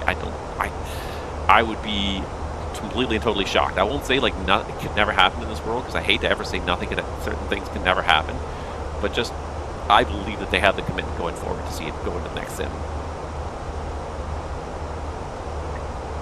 Anyways, let's see what else we got going on here. So I just want to also share this, so a little update here. So where there was a little update to this Pilot Flight software version 2 or chapter 2 or whatever you want to call it. And as you can see, the map has changed a little bit so that the departure and arrival points look a little bit different on it, and apparently there's going to be a few other changes in here. There were a few minor changes, but one thing I want to show you, because I was proud of this, and it's taken me like 180 something flights, but I finally got a flight with a perfect score of 100. Hundreds of flights in here, and I'm almost always in the 90s unless something goes really wrong. These ones that are all 0 are all from the previous version, as you can see, APL version 1 here, but all these ones in the current version, like I've occasionally... Oh, I did actually get a perfect score one other time. Oh, I didn't even realize that. Haha. Okay, never mind. It's not as good as I thought it was. But usually I'll lose points for a few things here and there, landing lights not being off on time, or maybe slightly hard landing or something like that. But I was pretty proud of this. So I did get a 100 score on the previous one. Everything was according to Pilot's Life. I did everything right on the last flight, and even I got an extra 0.5 on my score because I do get some extra experience points from the fact that I have spent some money on some training courses. So my inventory, each of these situation awareness and leadership and teamwork each got me an extra 0.25%. So it's not much, but it's something. But it adds up over time. We're slowly getting to the next rank. And even as I look around, like this salary of $52.73 an hour doesn't net me a whole lot. It nets me $150 every time I go flying, or $100 every time I go flying. So it's not a whole lot. It's slowly adding to this total here. I want $4,000 to fly the 777. It's going to be a while before I get that $4,000. But that's okay. We're having some fun. But I guess probably the next thing I'm going to have to look forward to is probably my salary is going to go up to 2,200 experience points. So 22 flights.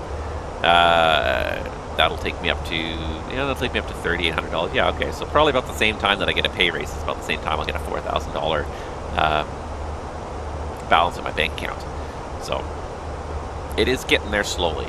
I did get paid again. My last flight, it got me $134. It's not much. It's adding up slowly over time, but I do want that 777 type rating, because that 777 also strikes me as being, definitely into the beta phase. Definitely it's coming soon. It's not here yet, but between that and the 321, my money's already spent for the next little while. I did get a payout actually from Twitch, so thank you guys all for watching and for subscribing. I did get a payout from Twitch this month, which I put that all aside and said I'm going to save this for either the Fenix or the 777, whichever comes out first, the Fenix 321 or the 777, whichever one comes out first. That money that I got from Twitch has all been set aside already. What else have we got in here? So schedule map, even better here. So here's what we're doing right now. The next schedule is Tampa up to JFK. From there, next flight we're going to go JFK back down to San Juan. I really like San Juan here a lot too. There's a lot of, I don't know if it's a lot of flights or what the deal is, but JetBlue really likes these New York to San Juan flights.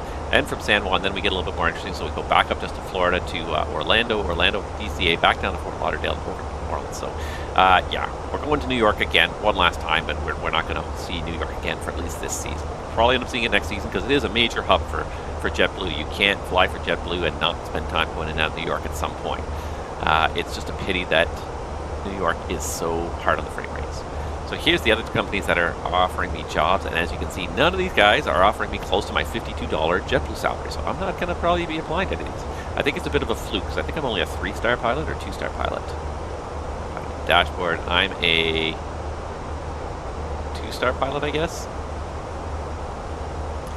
Which means that the odds of me actually working for a 4-star carrier are not great. It's going to be other 2-star carriers that are offering me jobs, but so be it. So I'm not going to do much better than this salary, so I'm probably not going to change jobs for a while because I want to continue to gather the salary to get my next type rating at least. That 777 type rating is going to come up sooner than later. Anyways. What was I going to look at? Oh, I was going to look at just the... But I like JetBlue. I feel like I'm still just scratching the surface of JetBlue. There's lots of interesting places. They do have long flights, and I'm going to have to stay away from the long flights because I just can't do it. Those four-hour flights are just a bit of a grind on me. I want this streaming to be fun. I don't want to feel like I'm obligated. I don't want to feel like I'm being dragged into this. So, but that being said, I think JetBlue still has a lot of great opportunities. There's a lot of pilots that work here too. 133 pilots out of 385 slots. It is very much a New York-centric airline. Can I make this bigger? I can't make this any bigger, can I? I do a little bit of overseas stuff, but it's all mostly out of New York. But the one thing that surprised me a little bit is that I haven't gotten more Bostons. Boston's also a really big hub for JetBlue, and the fact that I've been in and out of Boston a lot, and I found that a little odd. And I've really not been in and out of Boston, but it's hubbed, huge hubs in New York, Boston as well as a huge hub, and then it's got some Florida hubs as well. So it's got a lot of flying in and out of Fort Lauderdale. It does a lot of flying in and out of Fort Lauderdale, and then as well the other Florida airports to the northeast. But Fort Lauderdale especially is a big hub for JetBlue, and it's actually listed here: Boston, Fort Lauderdale, JFK, LAX, Orlando, and San Juan. So San Juan is really a big hub. That's why I guess we keep coming back to it. It's really a big hub. And we did do the Dominican ones. I would like to do a little bit more different places out of San Juan anyways, we'll see what happens. It's definitely a fun airline to work for, and there's so many more liveries still left over. If I can bring them up as well, I can open up my livery manager here.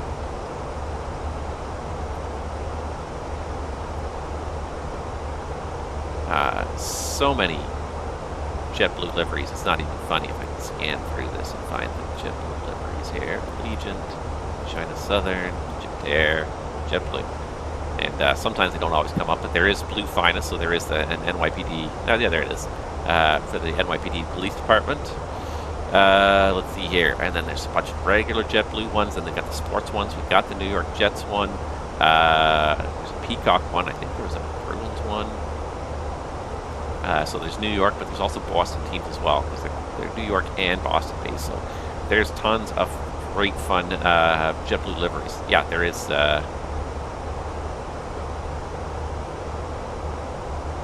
it the Bruins? That is the Bruins, right? But yeah, lots of. I think this one's the New York Jets. I can't really read that from here. Or is it the Nets? Maybe it's the Nets. But tons of fun liveries, anyways, for the Phoenix for JetBlue. So like I could fly a whole nother season and probably not repeat the liveries at the rate we're going here. It's just been so much fun. So I'm gonna probably keep going with JetBlue for at least one more season. I think we can definitely get another season, especially because that 319, 321 package is coming pretty soon. So I'm pretty excited about that. I can't wait to take that 321 out. You guys are gonna have so much fun with that. So I see a lot of people watching. Let's have a little bit of fun here in our lives, shall we? Probably not going to do anything. Nope, that's not what I'm trying to do here. It's probably not going to do anything exciting, but I see a whole bunch of people watching, so let's see what happens when I do. Insert something exciting to happen. And we sit here, and nothing ever comes up. Of course. So let's go ahead and see what's in the answering message while we're waiting for whatever I did to manifest itself. Some of these things manifest themselves after a little bit of time. Some of them manifest right away. Some of them don't manifest like after you've landed. Like if the APU's failed, you won't know till you try to use it. Alright, so JetBlue Ops wants to know why we're late. And again, it's going to come down to flight group rep. That's all it was.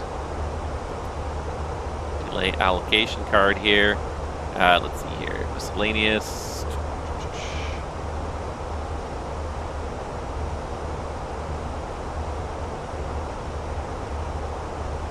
Got to put it as other because we got to blame on the flight group. We weren't ready. I'll say the first officer was late to the airplane.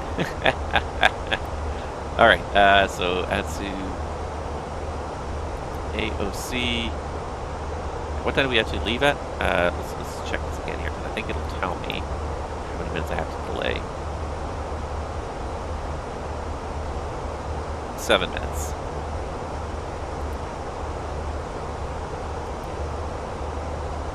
Nothing else we were waiting for. It was all on me. So, nope, not diversion. Delay. That's what I'm looking for. So 7 minutes, and it was just OTH.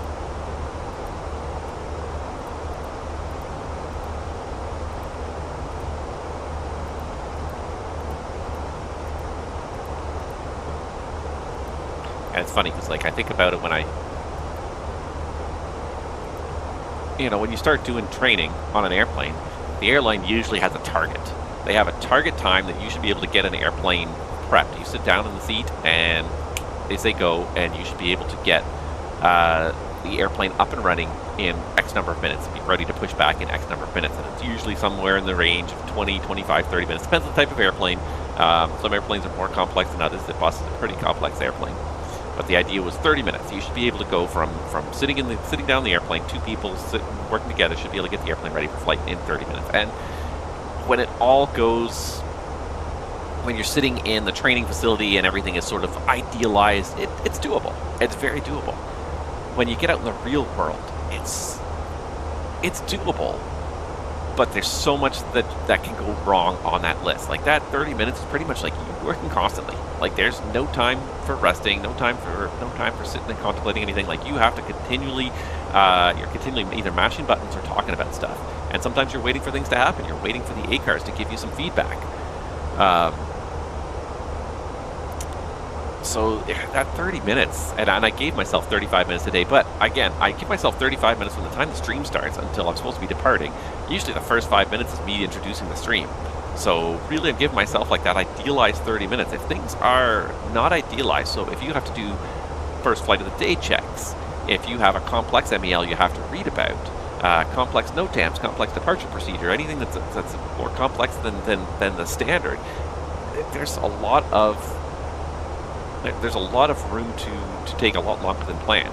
And I'm trying to sort of set these targets, but at the end of the day, like, they're just targets. You know, at the end of the day, safety is going to trump schedule every single day of the year, every single flight. Safety will trump schedule. So we are supposed to land at, let's see here, what did I figure out? I put it in my Discord.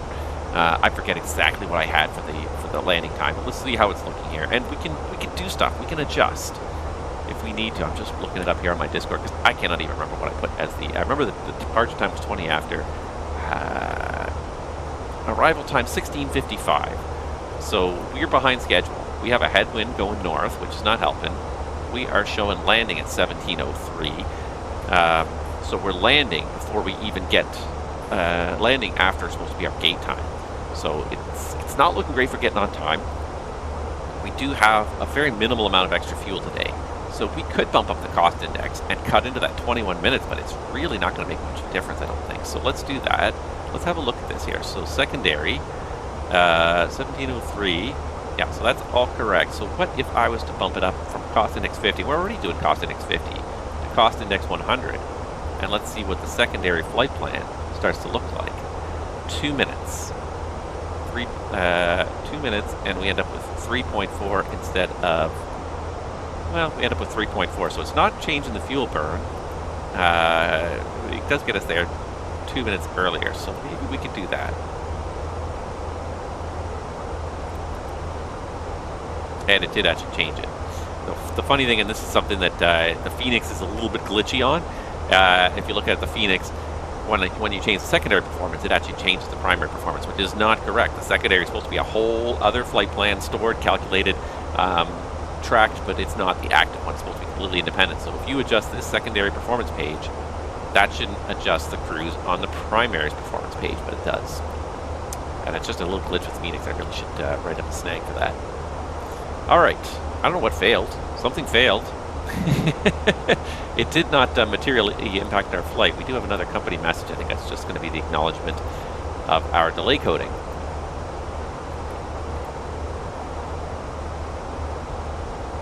ADC received. So airborne delay codes received. So that's it. They got our delay coding. That's it. All right. So let's go ahead and do team.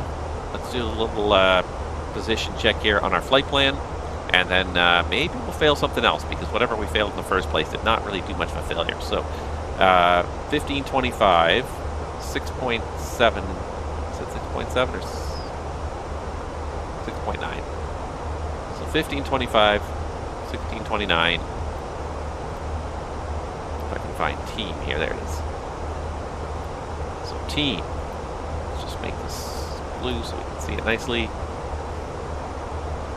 So let's see here. So we came over team at 1525 with 6.9. So we're bang on the fuel. And we'll start tracking our flight from here on out just to see if we're losing time or anything like that. And I had someone comment the other day, because I tend to do this on paper now in the flight deck. And it's like, why don't you use the apps? The apps make your life easier. I'm like, it doesn't make it easier, because the trouble with these apps is like, you can't see the underlying data. So what the app was doing that I didn't realize, it's not very well documented, was that it was constantly adjusting my ETAs at every point. So it would look like, oh, well, now you're on time, now you're on time. It's like, no, you're still 4 minutes behind. You're still 4 minutes behind. It just has adjusted all your further ETAs to carry that delay through. So I didn't even realize it was doing that. The fuel it was adjusting as we were going too. So like, I feel like I'm not able to maintain very good awareness because the targets are being moved underneath you in this app. And so I stopped using the app and I started going back to tracking it the old-fashioned way on paper, because at least I can see the targets, I can see the original targets, I can see the trends, I can measure the trends easier.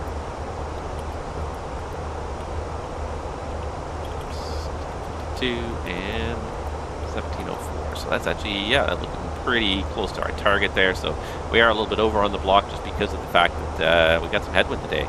I would think heading northeastbound up the U.S. East Coast, you get a tailwind, but no, today we are getting a headwind. All right. Anywho, oh, I can't show it on here, can I? No, I cannot. I was going to show weather, but I still can't show weather there. So if we can show weather, if I do this. Go here, then I can show weather. So it's a beautiful day. Let's go to the weather radar. It's a beautiful day up the U.S. East Coast. There's nothing on the weather radar at all. Let's see here. Cloud cover. A little bit of cloud cover here-ish where we are. But even then, we're looking at 50% maybe. And then looking beautiful in New York. The only thing that really was, let's just throw the wind parps on there just so you can kind of see the winds. And yeah, we do kind of a north wind a little bit. Not much you can do about it. We're out of the headwind phase. We're almost just a straight crosswind from here on out. And the other thing that is always important to kind of look at when you're flying in the high levels is turbulence, and that's one of the things I was looking at. So 1800 Zulu, which is kind of a little bit in the future. I would go more. 1500 is where we are right now. 1530, even if it'll let me show it. I think it'll snap to the closest one. I think it'll snap to 1800. Yeah, 1500, 1800. So yeah, the nice thing about 370 is a little bit high, but it gets us above most of the turbulence. If I go down to like 33, there's actually fairly extensive areas of turbulence here that we're going to cross, and you'd have to go down to like 27, 25 to kind of get out from below. So being up at 33 or at 37 is actually kind of working to our advantage. 35 is not bad too, but 37 is really above most of it. So I kind of see why 37 was an advantage today, just to try and stay above the weather. Speaking of the weather, another fantastic announcement that I hope you guys saw, but it's got me kind of stoked, and I'm partly stoked, partly curious. But ActiveSky has announced that they are bringing ActiveSky to MSFS in the next few months, by the sounds of it.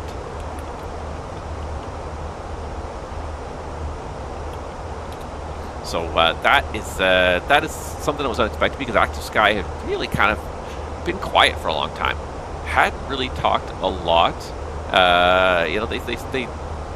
They were still very much in the P3D era, and that's because that's all they had available to them. The weather system in MSFS was so closed off, it was almost impossible for ActiveSky to make any products. So, yeah, up until now, ActiveSky had not even talked about it, but now they finally announced the long-awaited ActiveSky weather add-on for the latest version of MSFS. So we're going to get new weather simulation in MSFS. Hopefully, this will kind of bridge that gap, because MSFS is not bad, and the real-time weather on a macro scale is great, because it really does kind of capture the various areas. It's clear, it's cloudy, it's rainy. It does kind of capture that dynamically without you having to interfere with it at all. But things like weather radar don't work, because it's so very generic, and it's not very well mapped out in a three-dimensional way that weather radar can track it. And that's a huge skill when it comes to airliner flying, especially in North America.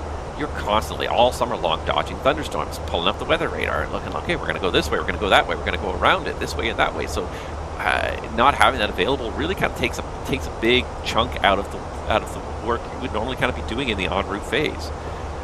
So I'm hoping that with convective clouds that look like this, hopefully it's going to pop up on radar. But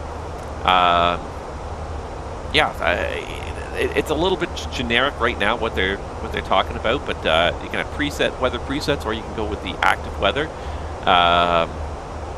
Turbulence effects, which is going to be kind of nice. So we do kind of get some turbulence, but really clear turbulence is not really simulated at all in MSFS, and I can really see, like, we never really kind of bump along. So to have that perhaps get, the seatbelts do need to go on because it is bumpy, and okay, now we can take them off again and have that as something to think about, something to plan on. These are the kind of things that happen in the en route phase, and the en route phase is boring because nothing happens in it in the sim because it is large, it's complex, but I'm hoping that certainly ActiveSky can work with that.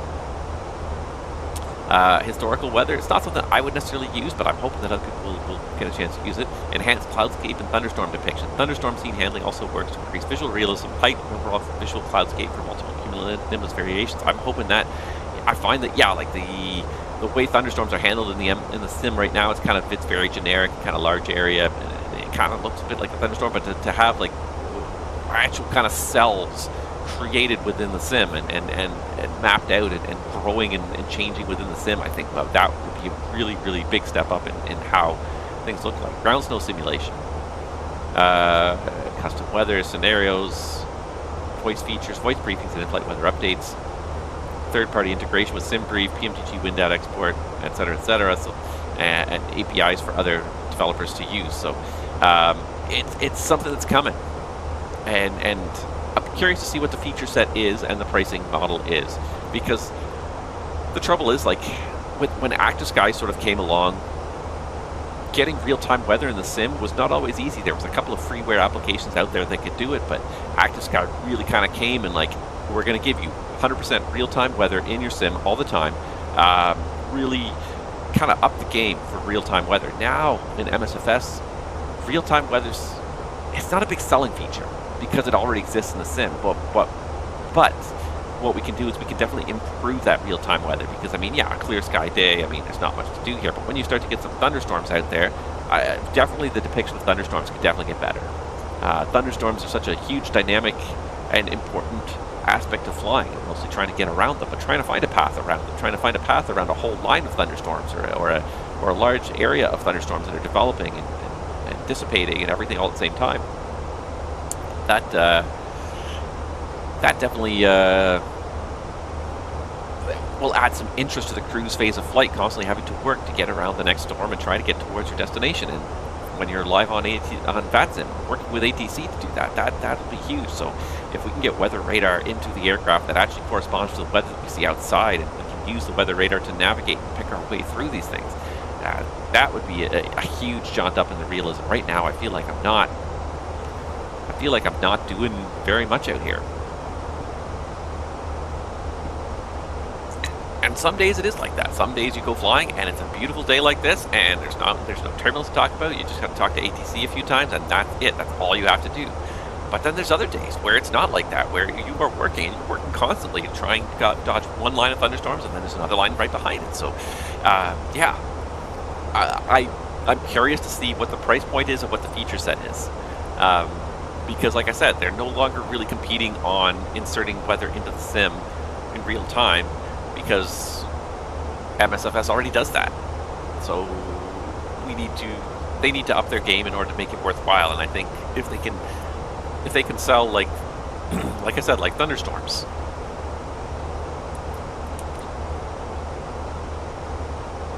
Like I said, if they can sell thunderstorms, you know, really highly detailed models of thunderstorms that appear on radar APIs, that would be huge. That would be a big step in the right direction. So I'm hoping we're going to find something like that along the way.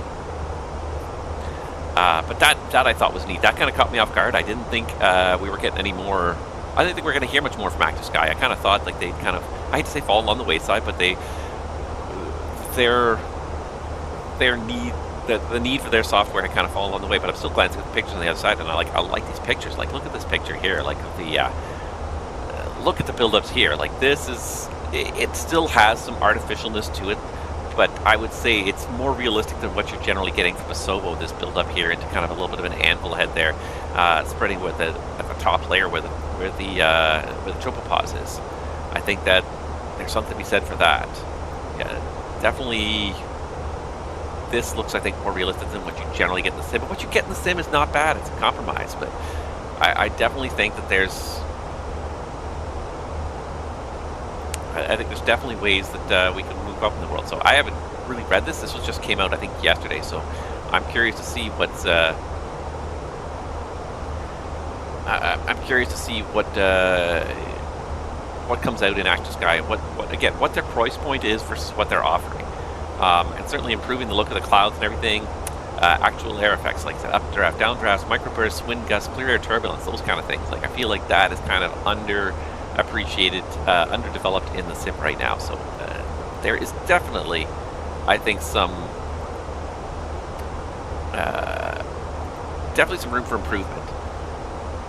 It'll be interesting to see what they put out there and whether it's really worth the price right off the bat.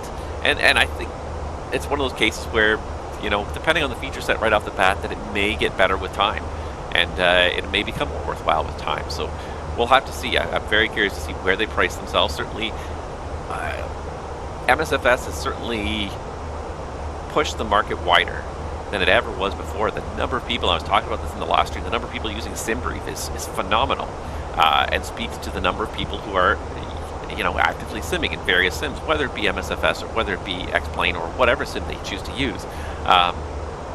The number of people that are out there actively simming the market is much bigger than it ever was before too. So I'm hoping that this means that the price points will kind of move down a little bit. The fact that they can dilute the development costs across a greater market. Yeah, sometimes I feel like some of these utilities are aiming or perhaps erring on the high side with price and hoping that other people will pick it up on sale.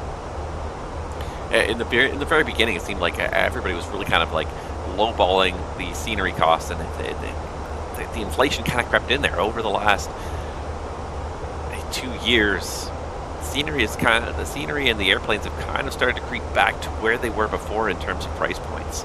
And we're not that far off from where we were at the end of the P3D era with these price points. So it would be nice to see a little bit more, perhaps, downward pressure. But it is what it is.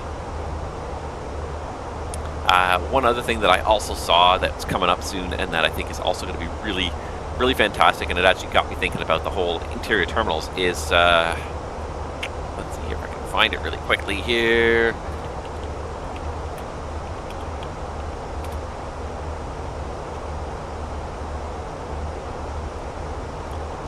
Find the page for it here. Is this one here? Coming soon from MK Studios, LaGuardia, which is it's just fantastic. There is an underappreciated airport that needed some love from a really good developer, and it does look really good. The feel of their version is just so polygon. Textures on polygon. This is transparent. You can see from here that the glass is transparent, and that's important to LaGuardia as much as it's going to hurt us all, because LaGuardia is already located in a very complex piece of airspace, very complex city with lots of other scenery. This terminal building is just beautiful. It's just absolutely gorgeous, and it's all glass. These whole bridges are glass. These whole concourses are all glass. When you're getting close to them in the airplane, you're going to see inside there. You need to see inside there for it to be realistic. And this was what got me thinking about what I was talking about earlier with terminal interiors. It's a lot of effort being expended on there, but it's important because you can see that. You can see when this is just a flat wall of blue or brown or gray textures or whatever color you decide to make the glass. It kind of looks like the real world. You can see that. And from a distance, from, 2 miles away, that's fine. But when you're in this airplane right here, taxiing up to that gate, you're looking at that. When you see that, that is just a gray rectangle. It really kind of breaks that immersion. You're like, oh, good, we're just playing with polygons. We're just playing with boxes. When you start to have that transparency, when you get close, and I really do believe we have to walk that line for sure, because there's a huge GPU hit if we do a lot of interior development. But when you're taxiing these airplanes right up to these gates, you can see those glasses. You can see all that glass. You can stare into that terminal. You need to see something in there. You need to believe that glass is transparent to really maintain that reality. So yeah, we don't need to model washroom interiors. Here at LaGuardia, we don't probably need to model what's in the main terminal building over here along the roadway. We don't need to do that because from an airplane's perspective, you're never going to see that. You're never going to see that. You're never even going to see it flying by. But for the gate areas where you are taxiing the airplanes close and you're at slow speeds, so you can take it and you're even stopped. You're parked here. You can look inside and see what's in there. You need to see something in there. So I think it's going to be fantastic. Look at that. Look at you can see the signage in there. You can see the seats in there. It's a real 3D building. Oh my God. And I just, to compare it to feel there, it just blows them out of the water. It's such a beautiful building now. And again, when you're getting into this, like you're starting to cross that line into, I probably don't need that. And I would love to see like certainly the option to exclude part of the interiors or certainly reduce the level of detail in the interiors. But this is something else that's great here. People standing around in the terminal. So often developers detail these terminals, but they don't put any people in there. The buildings are perfect, but then it's like the zombie apocalypse. It's like this completely empty building. Airports are full of people, unfortunately, and that's hard on the polygons for sure. Like this, the folds on the clothes, like this is like a remarkably good-looking model of a person. You've got this beautiful artwork that's modeled in here. It's wonderful to see, but even from the airplane's perspective, really good to see. You've got the right buildings here too. You've got the Marriott Hotel over there. You've got some of these apartment buildings that they've obviously taken some time to model the whole airport environment, not just on the airport property, but anything that's you can see well from inside. I dread what my frame rate will turn into with this scenery, but at the same time, like, you need this. I was flying into another airport yesterday, and it's an airport that's really well detailed in the daytime, but again, it suffers from the flat window problem, and especially at night, it gets really hard to do lighting. What color do you make these windows at night? Do you make them bright because it's interior lit, but then it just, like, from far away, it was just like this blue rectangle. That was the terminal that I could see from like 5 miles away, and I could see it was the terminal because it was this bright blue rectangle because the windows were drawn that way. It was, oh, look at the textures here. Like, I am truly frightened to see what my frame rate will turn into with this. I'm gonna have to go with low level of detail on this for sure, please. But it's nice to have that option, and when we do upgrade our video cards and move into that world, we can see this. Oh, this is what LaGuardia is supposed to look like. It's one of the most beautiful airports in America now. And Field Air's job was just so horrendous. They didn't even have like half the stuff done properly, like where there were 2 taxi lanes, there were only 1. Like, it didn't even have like realism for like the gating areas. The gates weren't even in the right spots. Never mind the fact that the buildings were blocky and low res. The models were not even accurate for what they had. They had gates that were misnumbered or in the wrong position or misaligned or just not included at all because they just didn't bother to put them all in there. Oh, it's gonna be such a nice airport. This might be a bit much sometimes, but at the same time, like, if you can see that, if there's a plane parked over here on this side, that you can see this, like, even having something very basic it catches the eye and says there's detail there, there's something in there. But I mean, even like the rounding of these curves here probably add more polygons than are needed. And you can kind of see the individual polygons. Like, it's rounded, but it's not rounded to a high degree, but that's fine from where you're looking at it. Like, you're not going to stand in here and look at it really as a pilot. You're going to be sitting out there at the airplane looking inside. So, and this is what I was talking about with and the outside of the terminal, you can kind of see that. But this interior in here on the on the land side, on the passenger drop-off and pickup area, this is kind of interior modeling that I think it's, I hate to say wasted, because I appreciate the work they've done, but I feel like, yeah, like this is kind of, now we're getting into that, like, we're going to stop actually doing exteriors, we're just going to do terminal interiors. Much respect to them for being able to pull this stuff off and make these beautiful airports. But this is the most perspective you're going to get of the kind of the exterior area. So, like, very little transparency there is more than enough for what you're getting for these areas. Oh, but certainly this landside areas, like the detail level of this concourse, like, look at this, like individual things on the gate, like that's kind of getting too excessive now. I'm curious to see how they've managed to handle this and keep the performance reasonable.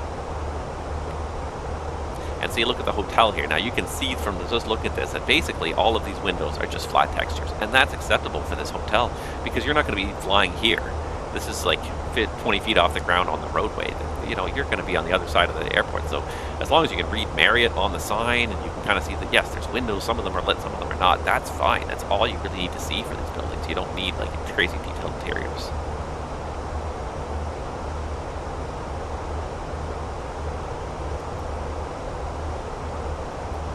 It does look really good though, and thank God that somebody has finally done. Oh, and then there's the Marine Air Terminal. What a beautiful building this is. And I don't know if they did the interior because this is such a fantastic Art Deco style building from the 1950s. What a beautiful building that is. I've been in that building. It's absolutely beautiful on the inside. It's an architectural masterpiece.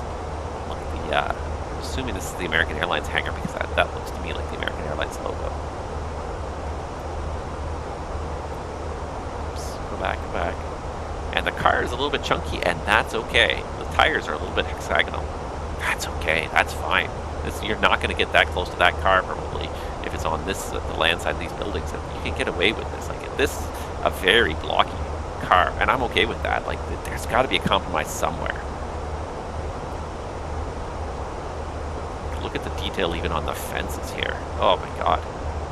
I feel like my computer is going to chug along at about 2 frames per second when I start flying at this airport. What a lot of screenshots too. Holy moly, these guys. Look at that, the lounge. The wine bottles are flat textures, but still the fact that they even went to that level of detail. And then of course they've got the Met Stadium there. I wonder if that's actually MK Studios on there in the final version or not. Wow. Just wow. I'm so impressed by that. That's an airport that like I've been to so many times, and it's so beautiful that like you need that level of detail. You need to see how beautiful that airport is going to be. That's that's one I've been waiting for a long time. Really, I have. That is near the top of my list of airports I've been waiting for because it's such a beautiful airport. It is so beautiful now, and it went from being probably the ugliest airport in America, or definitely up there in the top 10 ugliest airports in America, to being one of the most beautiful. And I mean, it took a long time. I think it's been like a 10-year process. But yeah, it needs to be captured now. And Field Air's version, I paid for it, and I regretted it. I mean, it was better than the default scenery, but not by a whole lot. This is just worlds better. I worry about my frame rate when we get there. All right, we still got a little over an hour to go. I'm going to try this one more time because a whole bunch of you guys are watching. So we're going to try one more here and see what happens. Hopefully it makes some interest here. Oh, look at that. All right, so first of all, I have control. Monaco cruise nav, autopilot still flying. Won't have to deal with it. Still got auto thrust as well. All right, ECAM actions. And we've got Phoenix's favorite. We've got the flight control ELAC 1 fault. So ELAC 1 off, then on. You can see down here it does look like ELAC 1 has failed. We've lost some aileron controls from ELAC 1. So we come up here, we go to flight control, ELAC 1, off, then on. So it's got to be off, it's got to be 3 seconds. So count, 1, 2, 3. Minimum 3 seconds for a reset to count in an Airbus. All right, it's back on again, and boom. Looks like it came up. So the reset worked, so ECAM actions are complete. Very good. And a quick little decision making. Do we need to alter our route of flight? Can we continue?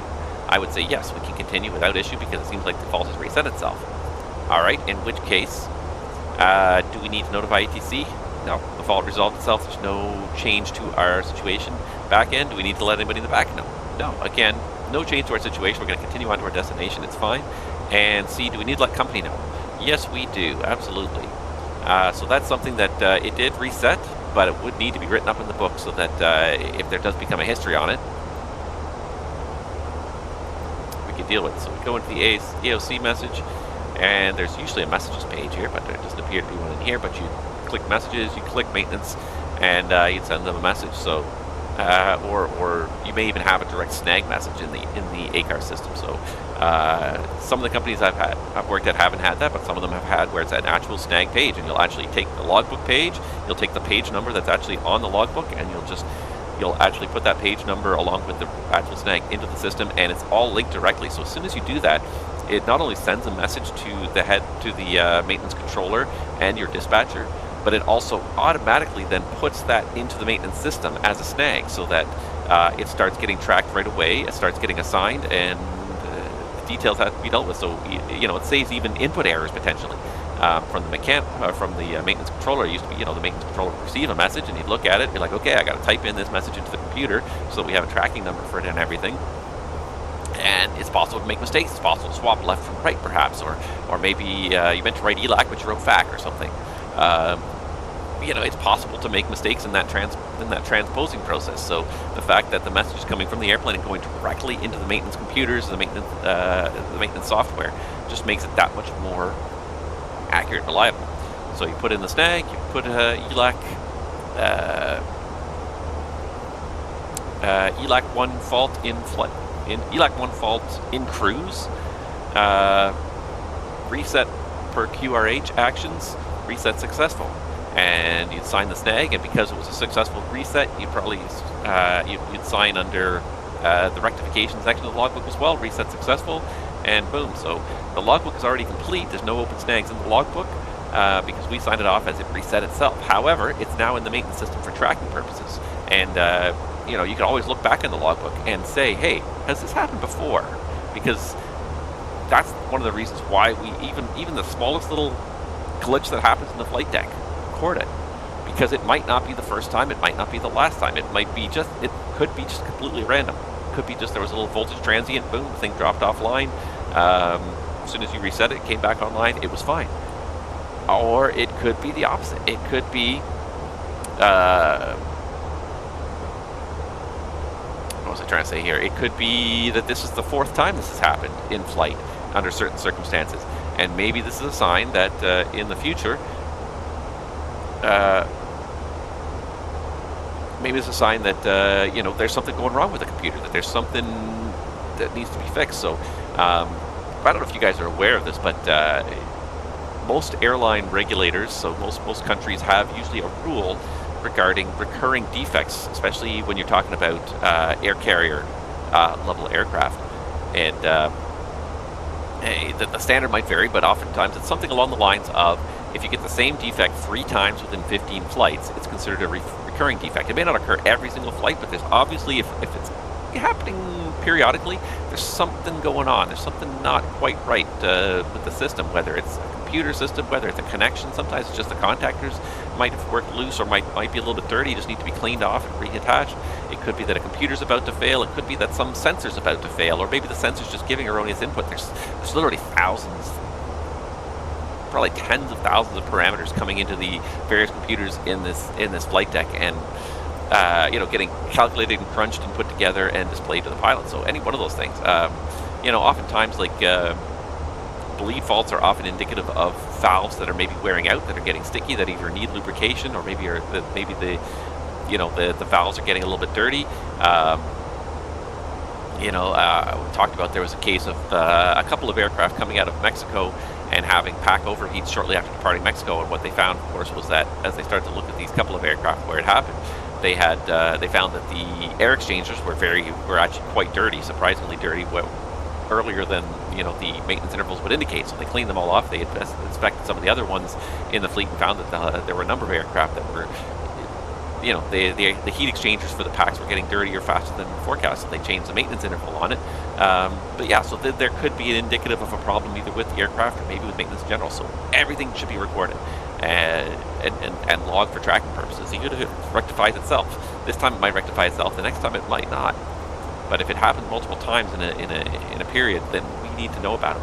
We need to start looking at what's going on with it, and is there something potentially about to break in the system, because these airplanes need to be reliable for safety reasons, but also for company dispatch reasons. They need, we have schedules to keep. We set the airplane to get to the gate and leave at a certain time, and if things are breaking on it constantly, then we can't do that. So if we can have that heads up that things are wearing out, getting close to the breaking point, we can change those parts when we do have time before they reach the breaking point during an operational flight. So, we got the airplane for a night, let's do some troubleshooting. Hey, let's replace this valve, let's see if that solves the problem. If it comes back again, okay, maybe it wasn't the valve, we'll try something else. sometimes I feel a lot of pity for mechanics working on these airplanes because they get reports of things that are broken and they get in the hangar and they can't replicate these snags. They don't have enough detail, or they just, they're in the hangar. They can't take the airplane flying and see how it responds while it's flying, so they're relying on the pilots to provide reports back and forth on these things. So I feel for the mechanics. It's easy to fix something that's obvious when it breaks and that's it. It's done. This is broken. It's not working anymore. But those recurring faults that just sort of occur periodically randomly. It's not every flight, it's not every single time you turn on the computer, but every 5th time you turn on the computer, it doesn't quite connect properly. Some sensor doesn't quite work properly. The voltage doesn't quite get up high enough for the computer to work properly. That sort of thing. Like, I feel so bad for mechanics when I describe one of these periodic faults. That, like, it happened this and then it went away. And they're like, well, I mean, it works right now, right? So I'm like, yeah, it works right now, but like, and the mechanics hate it too. Like they do like that. It's like, well, I mean, it's working right now. I can sign it off and we can take the airplane flying. But I know there's something deep down wrong with that, and we got to eventually find it and fix it. How and when, I don't know. But I do feel for the mechanic when that sort of stuff happens. All right, so we got about an hour till we're landing in New York here. Just gonna look over here and see if we have any ATC yet, and the answer is, of course, no. Nothing yet, but maybe, we're heading that way. So right now we're going to start setting up the arrival here. We're going to set up based on what the real world conditions doing right now. So let's go ahead and get the digital ATIS for JFK. So let's start thinking about setting up. We can always change stuff, and if you guys keep watching, please, if you have any questions, please ask. I'd love to answer questions as we go here. I know a bunch of you guys are watching. I'm going to try another failure maybe in a few minutes after the setup here process here, because I'd like to keep it interesting. I'd like for stuff to happen, and it's always with Fenix, like if you hit trigger random failure, 90% of the time it's one of those ELAC or FAC failures that are resettable, or it might be like an APU fault that you won't even notice until you're on the ground, which is probably what the other fault is. I bet you won't go to fire up the APU on the taxi and it won't work. Because I did insert 2 faults. One, nothing ever seemed to happen, which means something is, there's some latent fault happening, hanging out down behind the scenes. But anyways, JFK, information echo at 1551, so this is hot off the presses from 8 minutes ago. 3:30 at 9, gusting 21, 290, variable around 010, 10 miles, fuel 6,500, fuel 25,000, 10 degrees, 1 degree, 3015 meter, approach and use ILS runway 4 right, ILS runway 4 left, departing 4 left, no temps 13 right, 31 left, closed. CRI is out of service. Productivity vicinity airport numbers, cranes, operating JFK, read back all runway assignments and hold short instructions. So, it's not 3 1s, it's 4 right and left. Because they're departing 4 left, I tend to think we'll arrive 4 right. So let's set up for 4 right.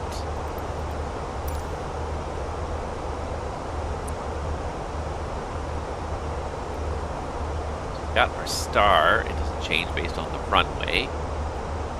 Let's plan for an ILS to runway 4 right. So if they're departing 4 left, 4 right is probably most likely our arrival runway, unless we really need 4 left. So I'm going to plan on that. Okay. And then for the taxi in, so for the taxi in today, we did have a gate assigned.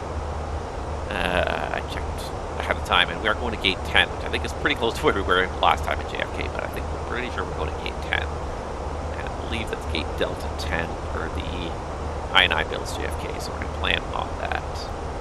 Alright, so I'm going to still keep this up here just to help me with the taxi in there. Alright, so let's do some stuff first. First of all, let's just do a calculation here. Whoop. What's going on here? We're getting a little turbulence.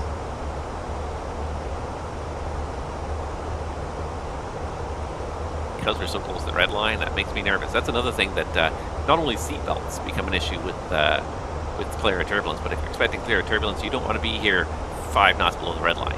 You want to be like 20 knots below the red line to give yourself some buffer. So having clear turbulence be a real possibility in the sim would be, I think, it would definitely give us a little bit more interest in cruise, things you have to think about and manage in cruise. Alright, so 4 right, I'm going to assume it's a Gerard runway here because there's nothing in the ATIS about wet runway numbers. Landing weight.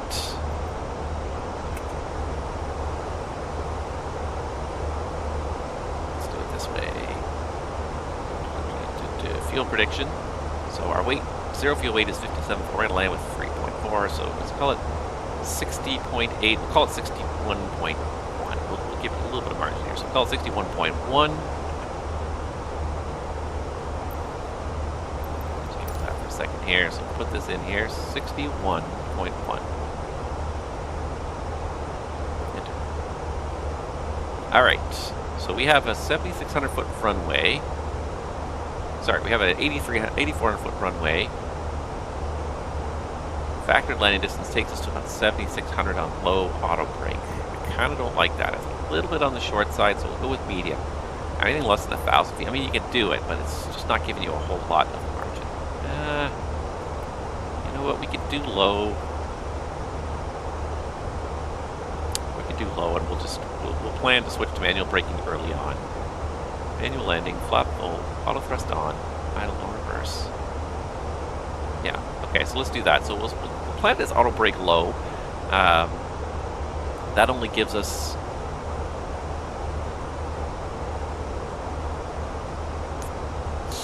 No, I don't like it. I'm going to do medium auto brake.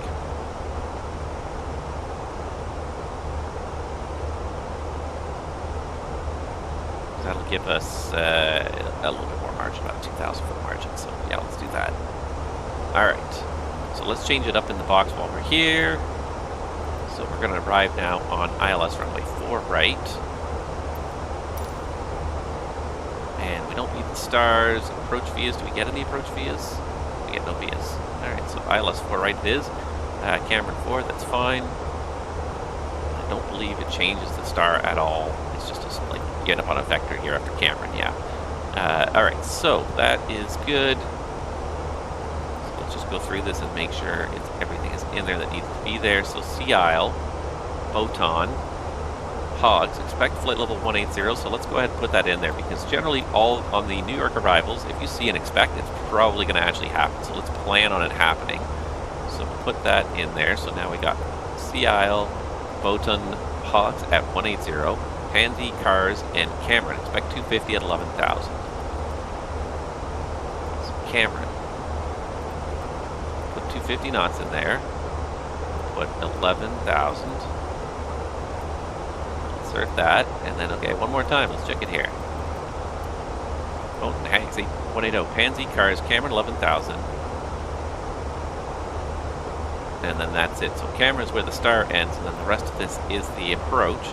Zettel, Abbey, Zettel at or above 2,000 and Abbey at 1,500. Yep, that's good. JFK 4 right, and then missed approach. Let's check it. 800 feet, climbing right turn to 4,000, heading 099. Intercept radial 444 to the DPK Deer Park. So 41. That's pretty close. Sorry, and Victor 44 actually, which is 221 heading the inverse, which is 041. Yeah, that is actually 100% correct. Perfect. Radnav, it's not auto-tuned yet. We're a little bit far out still. Prague, I'm just going to put JFK here for reference. So if I want to, we are 353 miles from the airport at this point. GPS primary, high. It's fine. Performance. So 7.8 and 340. That's pretty substantial for the descent. We're going to bring it back to 320. Gives us a little margin below that red line. Most bus drivers I've found don't like to go that fast down the hill because it gives you no margin for error. Alright, QNH. Got up on the other screen here, still 30.15. 3015, 10 degrees, and it's 3:30 at 9. 3:30 at 9. Aero minimums of 212, and we'll double check for no times momentarily here. And it is up to 4,000 on the missed approach. So 4,000 is our acceleration altitude on 1 or 2 engines. Perfect. Fuel prediction, still 0.6, 19 minutes extra. We don't have a whole lot. Alternate's all the way down to Washington, so we could drop or shorten the alternate. We could shorten the alternate probably to Newark and save ourselves easily. Because the alternate fuel is 1.9. If we went to Newark, we'd probably use only half that, so we could get ourselves another ton of gas. Change the alternates, which is very reasonable to expect. So what we'll do is we'll just recopy the active, and maybe we can put 4 left on here. Not that I expect the ILS 4 left, But if we get a controller and that wants to give us the ILS to 4 left, then we're already ready for it. So let's just do this. JFK, approach, 4 left. Let's just have a look here. So after Cameron, Aroke, let's see here, Aroke, Crystal, 1500, JFK 4 left, 2000, right turn to Duffy.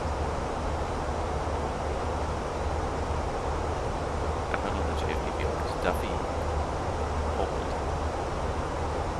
2,000. Then climbing a right turn to 3,000 to hold. Okay, okay, got it. So that's all in there, and secondary performance 231 is the ILS windows on the left side. Keep the rest of it stays the same, so we copied it, just 231, and we need to change the approach altitude to 3,000. Okay, so that's all set up. Have a quick little look outside here because I was heads down for a long time there, but we're doing good. I might do a quick little fuel check here as we pass our next waypoint there. Up a fence just in a moment, but first let's just have a look and see if there's any major NOTAMs that are going to affect our arrival here to JFK before we get the whole briefing done. Alright, so we got a few taxiway closures. 16th of April, yeah, these are for today. Till 15:30 actually, that's already all expired, so that's fine. Good. Microburst wind shear detection systems unavailable. That's probably fine as well because it's not really wind shearing or anything too much up there. Let me pull up this chart here.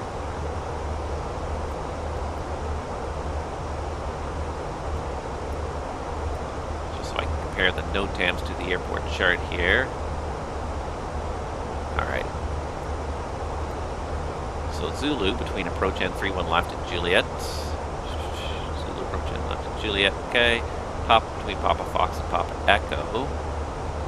Papa between Papa Fox. So it's going to be down here somewhere. Yeah, Papa Fox and Papa Echo, that's fine. I was hitting that button by mistake. Papa Fox, that's fine. We know Papa Fox is Kilo Echo, but that's fine. Just a holding sign is missing. Centerline markings, non-standard. A lot of non-standard markings. There's construction always going on at these airports. Terminal 2 ramp closed. Between Alpha and Bravo. Taxiway Tango Bravo between 8 and Taxiway Alpha. Tango Bravo, okay. Not going to affect us. Areas missing. Zulu between Yankee and 4 left and right. Closed. To right.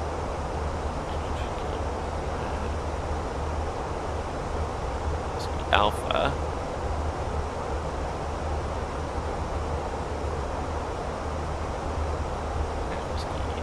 Alpha. Alright, between Alpha and Bravo closed. Yeah, that's fine.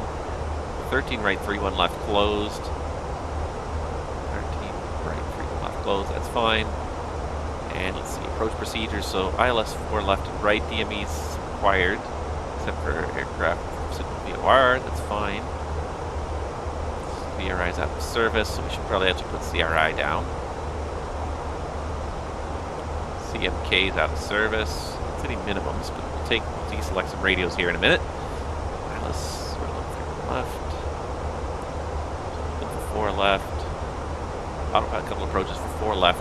Not a group below 200 feet MSL to read, not below 500 feet MSL. So, okay, so do that one. 500 feet after this. The autopilot. We're right. Certain categories. Alright, so CRI and CMK are unserviceable, so let's just do that real quick. Let's go data. Position monitor. Selected nav aids. CRI and CMK are offline, so they're in the vicinity of our arrival point, so we don't want the DMEs to try and pick them up at all while it's running the arrivals. Alright, otherwise, I think everything is all good. Whew, that was a lot of work. You have control. I have control. Are you ready for the approach briefing? Go ahead.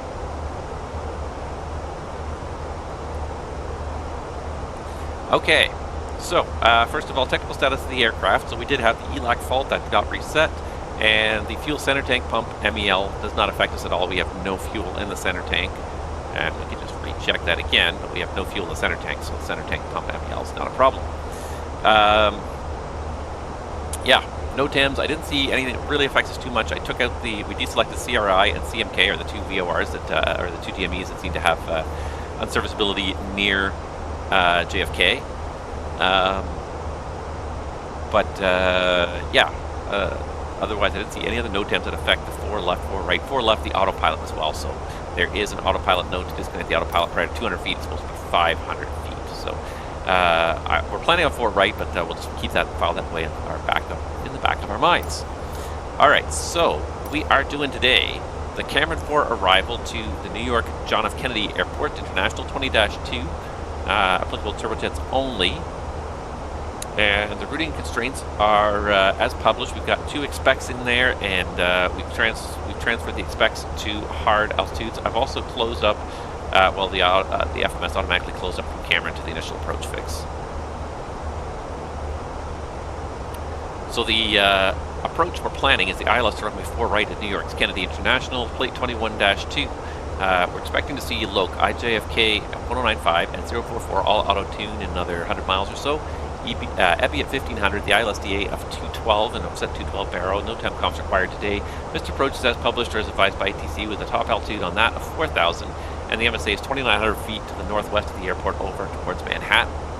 Let's see, radar required procedure entry. Simultaneous approach is authorized. Just ILS flight path not once. That's fine. We'll self-vector if we don't get a controller online. Any controllers online yet? Still nobody. Tuesday afternoon or Tuesday morning and nothing's happening. That's okay. Yeah, it's a standard 3-degree glide slope. Pappy's on the left, ALSF2 lighting system. We'll land on 4 right. It'll be a convenient right turn off the runway. Correction, convenient left turn off the runway. I would expect we'll probably make Foxtrot. If we miss Foxtrot, we could probably do Fox Bravo onto Fox Alpha. Yeah. What do you think here? What was I going to say? Oh, pardon me. Yeah, hold short of the 4 left runway until we confirm that it's clear, either with ATC or if no ATC online, we will verbally and visually confirm it ourselves on the Unicom, which actually reminds me, let's pull up the CTAF frequency for New York Kennedy, and it is 19.1. Not too far off from what we had before. Let's just put that in right now before we have a chance to forget, so all we got to do later is flip-flop.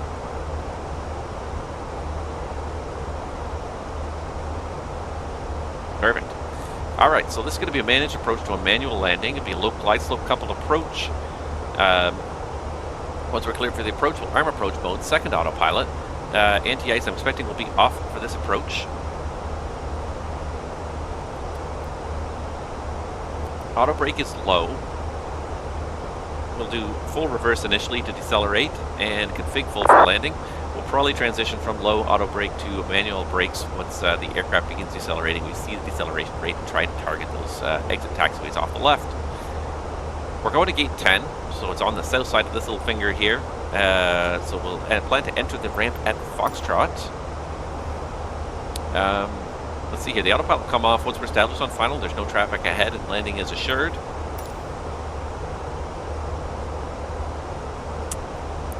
And, just trying to think here, there's no noise being published.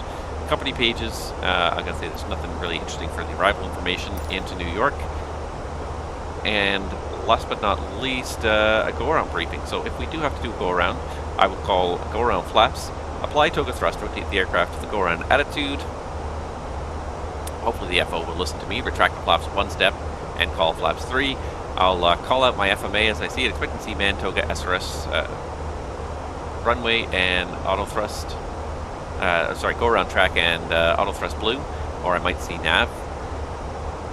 And then the FO will hopefully call Roger and call the positive rate. I'll call gear up and select the autopilot if manually flying. Above 400 feet, I will select heading push to engage the nav mode, and above at thrust reduction altitude, I'll set climb thrust and acceleration altitude I'll ensure the speed target increases to the green dot speed. Call for the flap retraction on schedule. And the FO should retract the flaps as commanded and disarm the spoiler. She was a little eager on the departure there. She pulled the flaps up. I said something else altogether, and she heard flaps up, so she went flaps up, and it was a little weird, a little awkward, but anyways, it is what it is. Can't all be perfect FOs, but I wish she would try a little bit harder. She's not doing all that well in my book today, but there's something a little bit glitchy with it, and I have to say, like, I tend to blame the Fenix update, and not in the sense of blame by a bad thing, but just simply now there's a little bit of a lag. FS2 crew's got to run an update at some point. Okay. Any questions? No questions.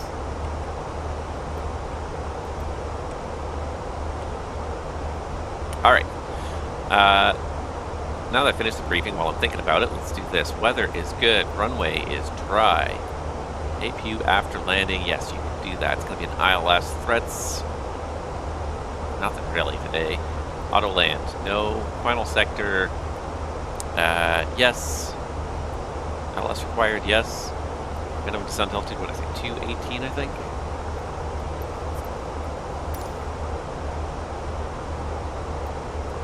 Right. It's let's see here, 212. Airport elevation is at, we'll call it 12 feet, 13 feet, either way.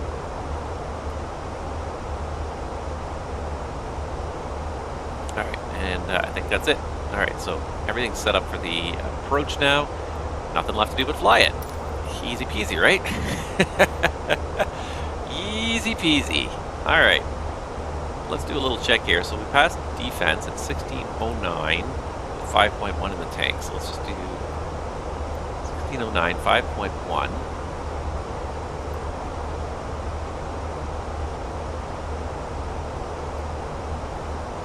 Looks like we actually made up a little bit of time there.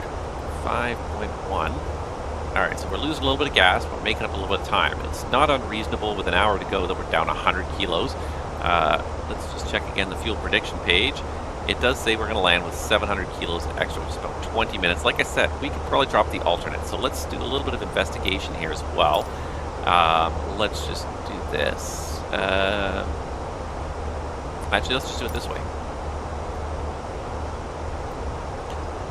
Let's just check the ATIS in Washington first of all, which is our file alternate.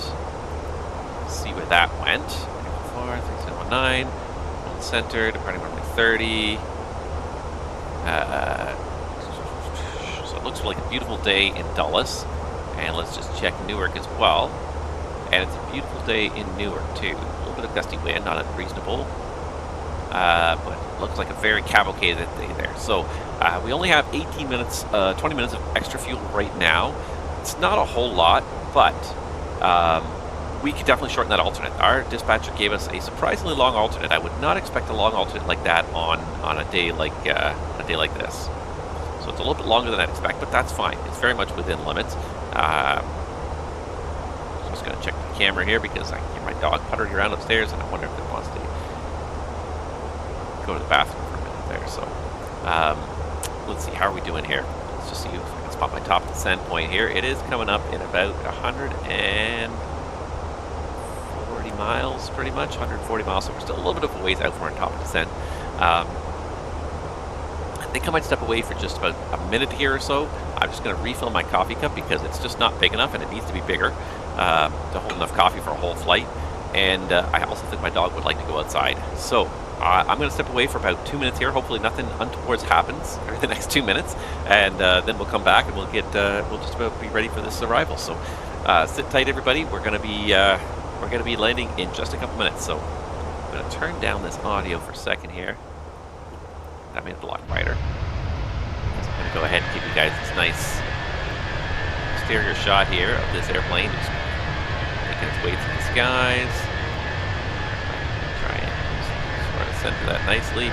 Like I said, I'm going to be back in about 2 to 3 minutes. I just want to think the dog would like to go use the bathroom, and it's not fair to make her sit here and sit and wait all that time. So just stick with me, guys. I'll be back in just a couple minutes, and then we'll set up this ready to fly this arrival into New York. I can figure out how to make this cool. Hey, there we go. Alright, be back in just a couple minutes, guys.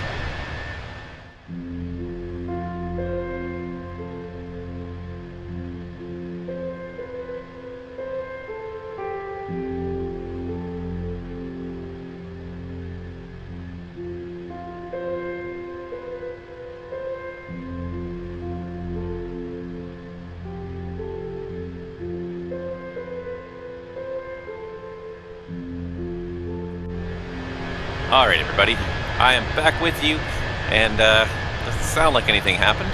The airplane still appears to be flying straight and level. Just go ahead, just look at this, and I wonder if this is supposed to be blue or not, and I think this is not. Aha! So here's the, and I kind of noticed this when I was looking at this earlier, but the unmatched intakes, engine intake, is not an uncommon sight in the airlines, and you'll see this, and if you look carefully out there, you'll see this more often than you might expect. This is one of those vulnerable areas on an airplane. You know, obviously it's facing into the airflow, and this metal ring is the heated ring that prevents ice from building up in the engines. But there's any number of things that can go wrong with it, but very often stuff will hit it. Whether it be on the ground and it gets damaged by a vehicle, which has happened in the past and does happen from time to time, more likely it's going to be birds. More than likely you're going to get a bird to hit this, and if you hit this at rotation speed, that's going to put a sizable dent. And these things are this is a hollow tube, if you will. The whole inlet lip is a hollow tube full of hot bleed air from the engine that's melting the ice. So if you put a hole in it, it's obviously not going to be very effective at containing that hot air, at circulating that hot air and melting that ice. So this is one of those more vulnerable parts of an airplane that will get damaged periodically, and it's all one piece. This whole thing is one piece. So if it gets damaged, you have two options. You can either repair it or you can replace it, and sometimes the repair may just be longer than you have to keep an aircraft in service. So you'll replace this whole thing. So this lip here, this is the blue off some other JetBlue airplane. This is some other livery that some mechanic made the choice, like, okay, there's an airplane that's in the hangar that's not flying anyways because we're doing some major check on it. We're going to steal its intake lip and slap it on this airplane while we repair its intake lip. And so if you look around airports, you'll see that from time to time. You'll see airplanes where the intake lip does not match, for one reason or another. So your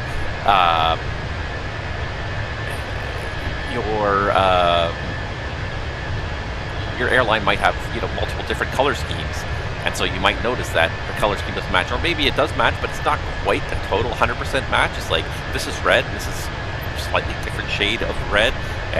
They got painted at different times with different batches of paint, so they may not always match up. So you'll see this from time to time. You'll see on our company, like we have some airplanes that have black engines and some that have red engines. So sometimes you'll see the black airplane with the red engines, and you're like, well, I guess somebody dented the intake at some point on this airplane. So I think that's really kind of funny and neat that they actually went and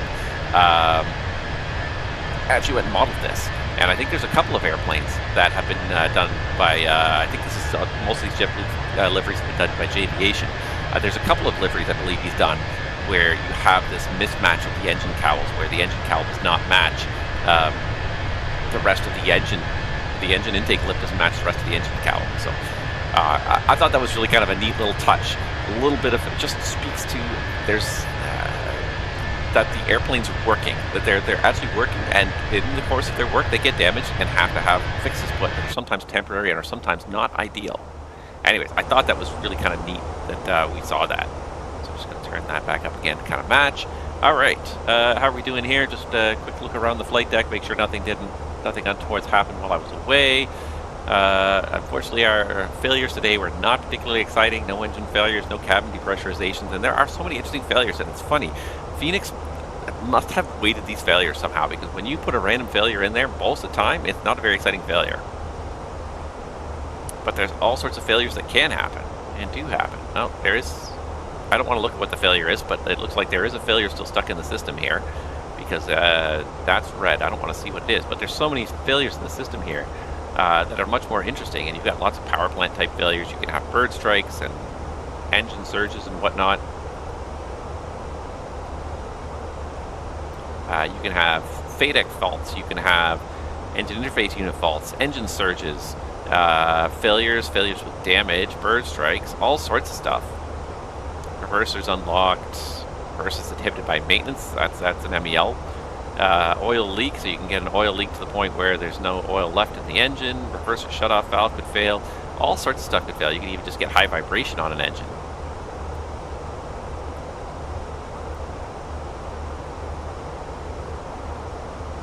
Wow, that's some high vibration. And then it takes you to the engine page and starts flashing it at you to try and get your attention. And at the end of the day, you're going to have to do one of two things. You're going to have to either try and reduce the power,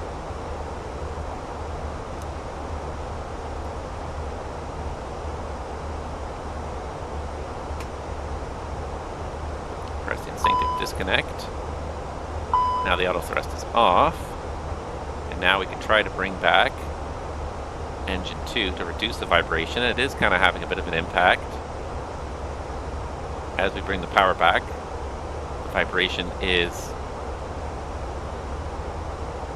as we'll put number 1 up to max. It is reducing the vibration, but it's not enough to get it below and out of the alert area. So you have to very quickly make a decision and contemplate looking at a engine shutdown at this point. But because it didn't happen randomly, I'm not going to do that. I like to have that. I like to have some randomness to my aircraft. Let's go ahead and put the auto thrust back on. And then we can put it back in the climb detent. And now the auto thrust is active again. There's Mach. We're passing over delay. At Sea Isle, pretty much we got to start our descent. So we're coming up the east coast pretty quick here. I believe this is Chesapeake Bay off the left, and I believe we're over Delaware. This is that's the southern end of New Jersey there, I believe. It's the Delaware River, I believe there. If I know where we are, and I think I know where we are. I can always look anyways.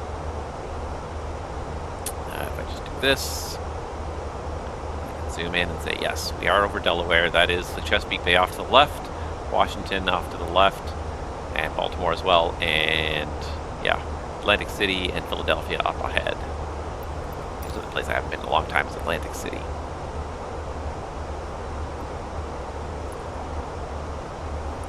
Alright, anywho.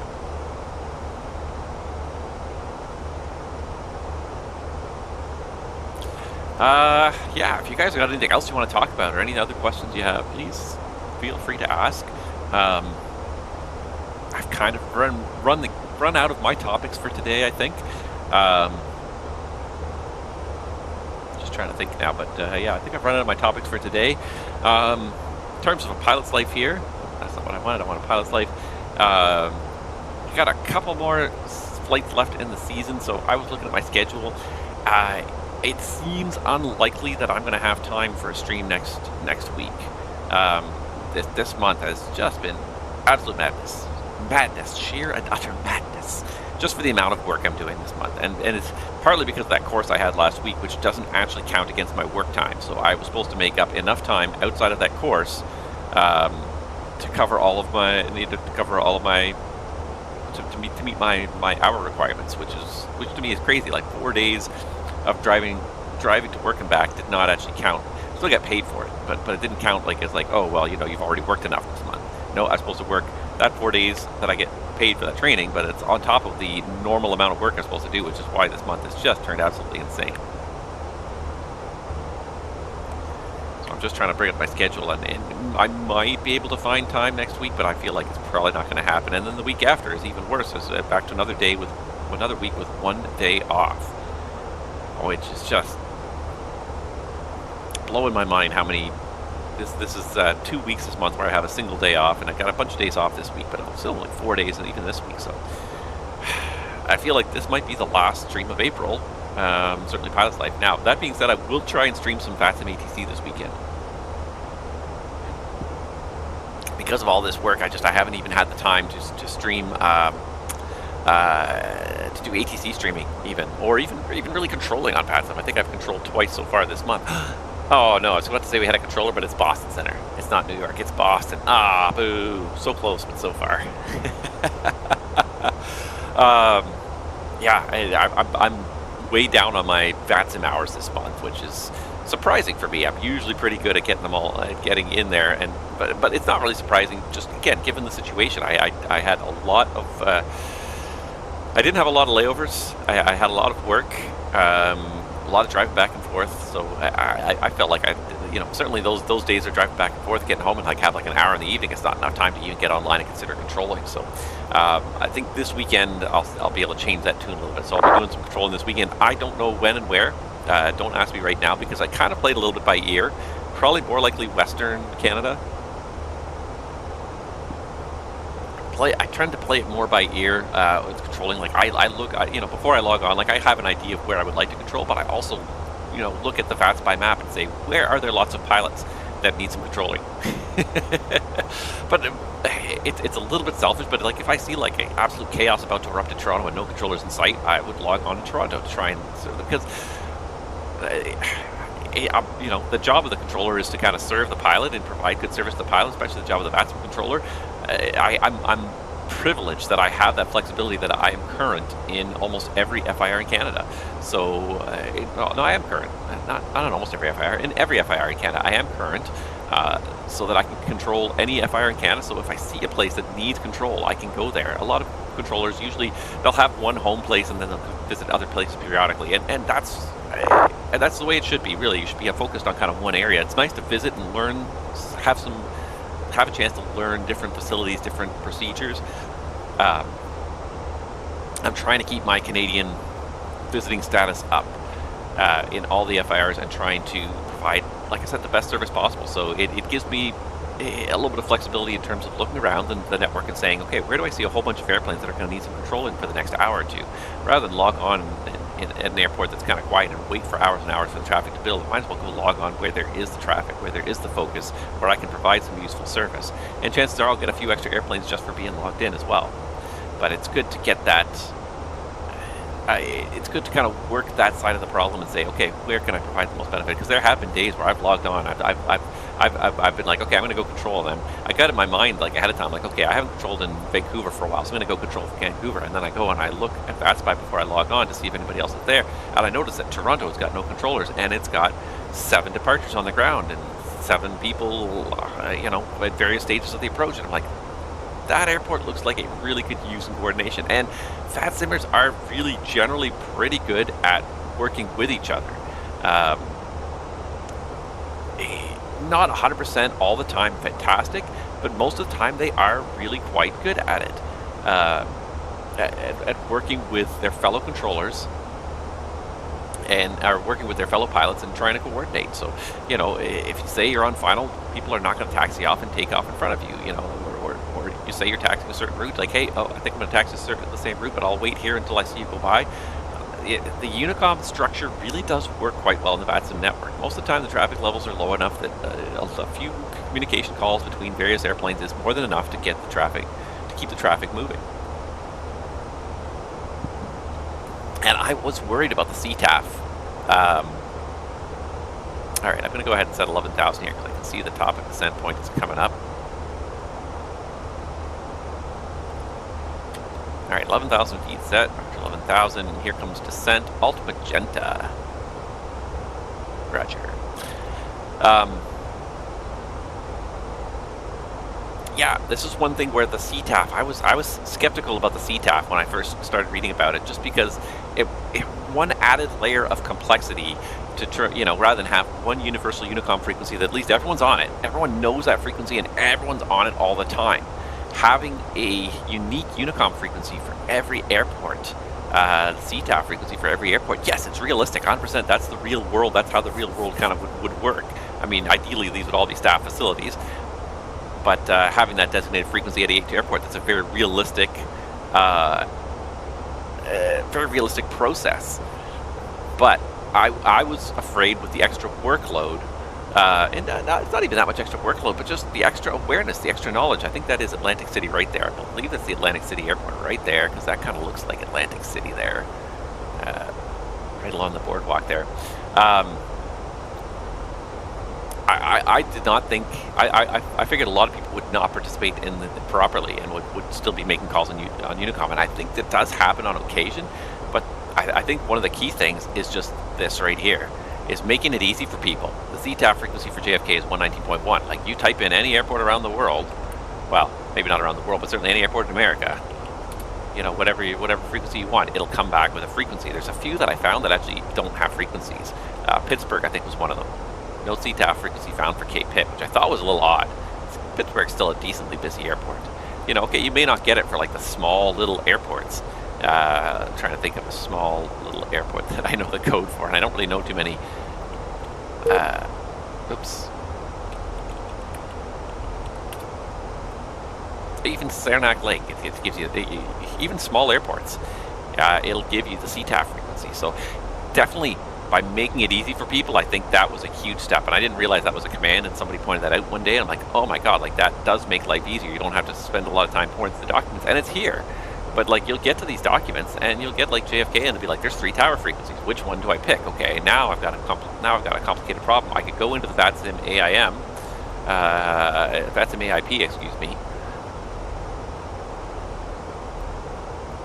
But that definitely seemed like, yeah, because here you're going to have a bunch of frequencies. Well, you have 2 anyways. So which one do you pick? Normally you pick the first one, but sometimes that might not be the primary one that you're thinking of. And then you can go into the VATSIM AIP, if I can find it here. And you can go and type in KJFK and it'll provide it. But like, it's just, this is a level of complexity that people may not want to even get logged in and start looking through this stuff here. So there it is, CTAF 19.1. But that's a level of complexity people may not want. But if you build it right into their controller, or into their client, right into vPilot, or whatever their client is, oh, that makes life a lot easier. Just a lot more practical. Anywho, so that was kind of my my take on it. I'm surprised. I'm pleasantly surprised. I'm pleasantly impressed by the number of people who are active on the CTAF frequencies, on the correct frequencies at the right time. And I've had some fantastic experiences so far with CTAF, with having multiple aircraft on the ground at an American airport, and we talk and we coordinate, and we you know, bad things don't happen because we talk. We don't want bad things to happen. 95% of the people who are on the VATSIM network, probably 99% of the people on the VATSIM network want to have a fun, interactive experience, but trolls are pretty rare in VATSIM. I won't say they don't exist, and they do exist, and they're out there, but they're pretty rare, and they tend to get weeded out of the system because they get enough. You get enough people complain about them to the supervisors. Eventually, they get, you know, kicked out of the network. It's one of those things where, you know, is it really worth your time and investment to create a whole new account and create a whole persona and work your way up to the system and get access to the system just to get booted off? Even just having an entry exam. It's not a hard exam, but it definitely takes time. You can't just create an account, boom, boom, boom. My name is John Smith. My email address is johnsmith745@gmail.com. And click the acknowledge link, and boom, you have access to the network. Now you actually have to do the exam, and it's not a long, hard exam. It takes maybe 30 minutes to do it, whatever it is, 30 questions. It doesn't take you a long time, but boy, that's a lot of effort to expand to create a random account, certainly. So you're going to definitely cut down the number of people who are just creating junk accounts. You know, having to finish that exam just before you can log on to the network. It's not a hard exam. You read the stuff. It's pretty easy, pretty straightforward. Pretty easy to get a passing mark, but it's not going to be something that people are just going to be like, I can create 17 spam accounts, and before the supervisor is going to have a chance to track them down, you're already, you know, trolling people. So there's a little bit of security to the system, and it's not fantastic security really, but just in terms of time invested, it's really interesting. I was reading about, there was a software engineer in Germany, a Microsoft software engineer in Germany, who discovered this huge vulnerability in, I think it was one of the Linux SSH packages. He was on like Thanksgiving weekend, he was trying to do some work, and he was trying to log in through SSH and couldn't figure out why this particular package was so processor intensive. So here comes 181 for 180. There's speed, there's alt, blue, and what's my altimeter here in JFK? There it is. Nope, that's Newark. Similar, but JFK is 3015. Alright, so there's translation 3015. I have control.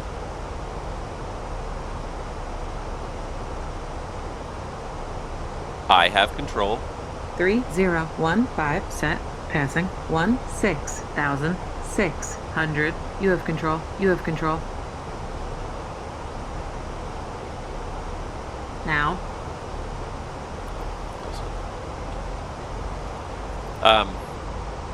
Yeah, so he looked into it and he discovered that there was a backdoor that was programmed into this package, and it took a while to validate it. It took a while to validate, but he got some other people to look at it and said, yeah, there appears to be a backdoor running within this package, and it was actually a pretty widespread package, so it was a pretty widespread vulnerability, and it turns out that the person who had done this was someone who had gotten into the open source project as a contributor, and had played the long game, had played the long con, had slowly moved up through the ranks of this, of the maintainers. He started out as a code contributor, contributed a few snippets of code, and the people recognized his work and said, okay, hey, you're doing a great job. And he asked, and he's like, and they over the course of several months of making contributions, he eventually got up to the status of maintainer, and so he was able to have like access to approve changes to the package, and then he was able to, after some time, he was basically kind of given, I won't say unfettered access, but he was given access to approve changes without any other oversight, and eventually he was able to work in his own backdoor into the software. But yeah, so often that's how a lot of these packages are managed. They're just simply volunteers, and if you volunteer to aid in maintaining this package, if it's your first day on the particular group dealing with this package, nobody's going to probably give you the time of day when it comes to, hey, I want to be a maintainer here. I was like, we're going to let the people who have some experience with this do it. But play the long con. You make some useful contributions, make some useful tweaks and changes, and eventually you're going to get the access.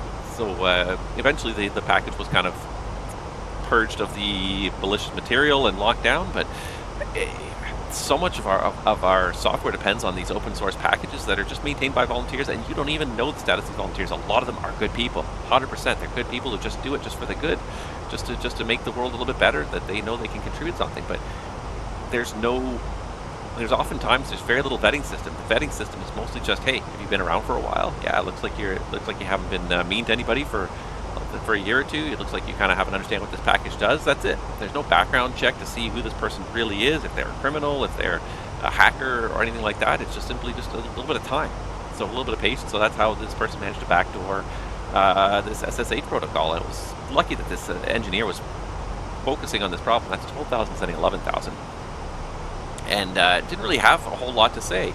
Just was trying to work on a different problem, and just said, hey, why is this so laggy? Why am I having such trouble accessing this system here?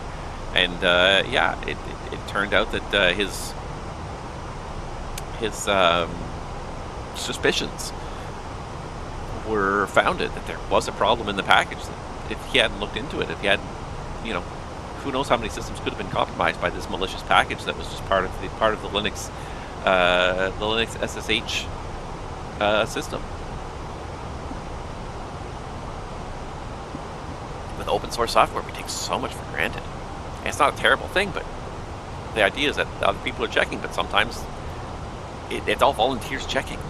You have to hope that there's a volunteer who's ready to look at that particular time to check what's coming in, and maybe they don't look at it closely enough. Maybe they got a lot of stuff on their plate. Maybe they're getting divorced. Who knows? And maybe, just maybe, they might let something slip through, whether intentionally or not. Maybe just accidentally. But open source software is great in theory if there's lots of people, lots of eyeballs on it to sort of validate that everything is correct. Okay, so we're coming up to Cameron. I'm going to do a heading of 040 because I'd be on a vector from New York at this point. So I'm going to go 040 speed, all-star heading. Very good. We got about 30 miles till the approach, so let's go ahead and go down to 6,000. I'm just going to sort of making up random things because I'm not very familiar with New York, but there's 6,000. Speed, alt, heading, so there's 6,000 feet set. Roger, 6,000, and there's open descent, all blue. Roger. Approach checklist. Barrow ref. 3015 set. 3015 set. Seatbelts.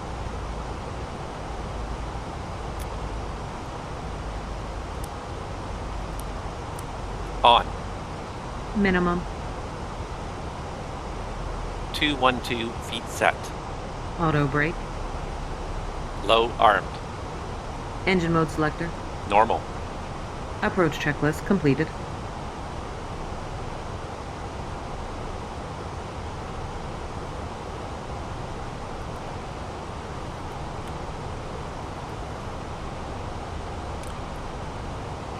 New York traffic, good morning. JetBlue 426, 30 miles south of the field.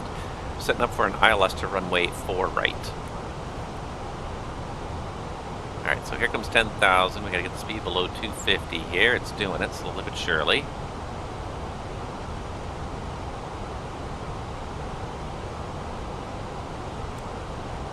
Alright, and I'm gonna go ahead and select speed. There, select speed 250 for now. Alright, we're gonna go, let's go heading 360, see where that puts us. 360 on the heading, below 10,000, and we're just coming inside of 30 miles. I'll wait just a little bit longer and then I'll select my gate.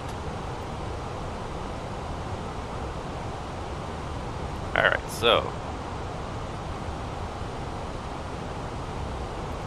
we might need to definitely do some ascending here.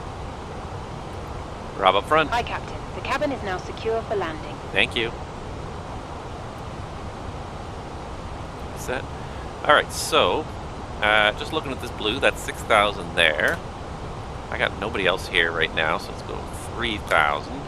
Let's see where 3,000 puts us. 3,000 puts us in there a little bit too late. So let's go, first of all, let's go 330 heading. Kind of set us up to intercept a little bit more of a square base here. And we might have to hit some speed brake here just to help increase our rate of descent. Make sure we can catch that. Now, the other thing I didn't do actually was I didn't get localizer up, so there's a localizer up. Alright, there's localizer up now. Okay, so that should be close enough. Let's get that gate programmed in so I don't get distracted on final. Come on, GSX, you can do it. JFK. And it's gate Delta 10 is the one we're looking for here. I checked it the other day, so I'm getting smarter about these streams and kind of looking at stuff ahead of time here. JetBlue Airways. Thank you, that's what we're looking for. Alright, I think we're doing good here. Alright, so now you can see where that blue arrow is. That's actually looking quite good to get us down to, oh, I have 2,000 set. I thought I said 3,000. Having these numbers on here is a bit of a distraction because they don't, they get readjusted after the change. So you gotta always verify that what you think is happening in front of you. Alright, so there's 3,000. Now we're looking not too bad here. So what we're going to do is we're actually going to make this a little cleaner here. So we're going to go direct to ZTOL with the radial in of, what is it for the ILS? And I forget, 044 I think it was. Let's just check. So radial in 044, which means the outbound radial is 224.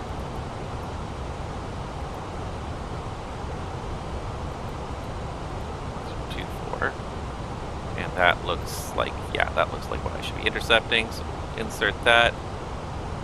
We got nav blue. Now we got nav disarmed again.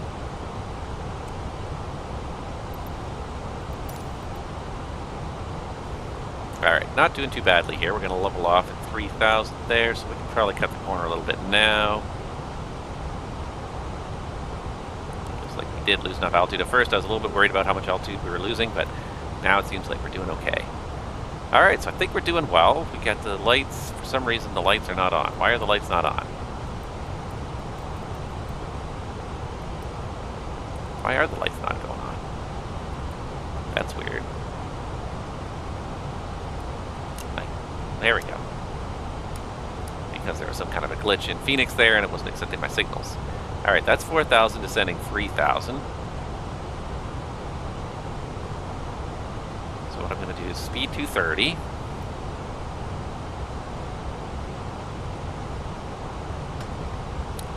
And that'll kind of slow that rate of descent down a little bit as we come in here. What I might just do is just do VS minus 1,000. VS minus 1,000 speed, and that'll kind of keep the descent going at a good rate, but also allow us to decelerate a little bit here. Alright, we are on 19.1, correct? Yes, we are on 19.1. We are in the correct CTAF for JFK. Alright, hopefully my frame rate doesn't grind to a halt when we get to JFK here, as it sometimes does. We will do our best with whatever we got in front of us here. We will do our best.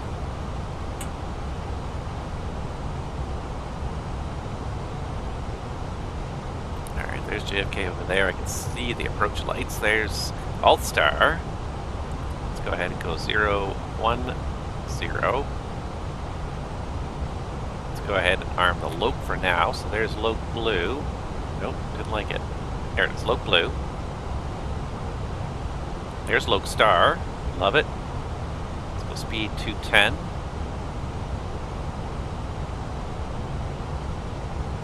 Alright, there's speed 210. Alt.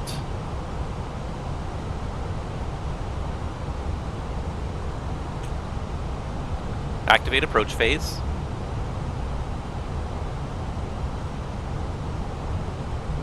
Flaps 1. Speed checked. Flaps 1.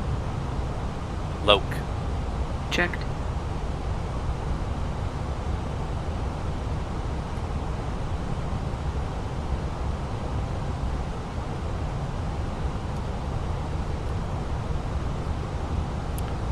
Glide slow blue, Cat 3 dual, autopilot 1 Check. and 2.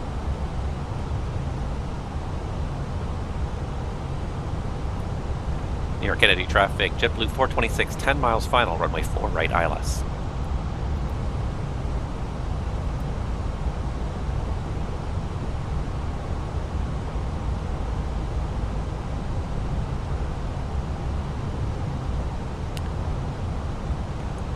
Alright, there's speed 180. There's glide slope star, missed approach altitude of 4,000 feet is set.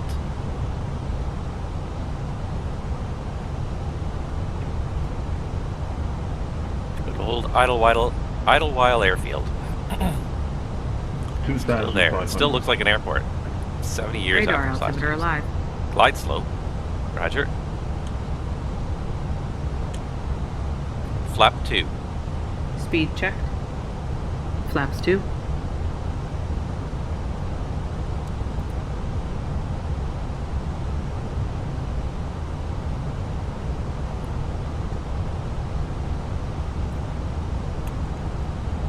Status, we'll remove the status. We are, Ebby is 1500 is the check height. Gear down.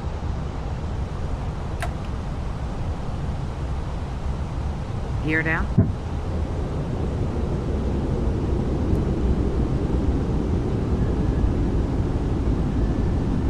Cabin crew be seated Speed's for managed. landing. Flaps 3. Speed checked. Flaps 3. There's Ebby, 1500. We're a little bit high. Appear to be on the glide slope. Flaps full. Speed checked. Flaps full.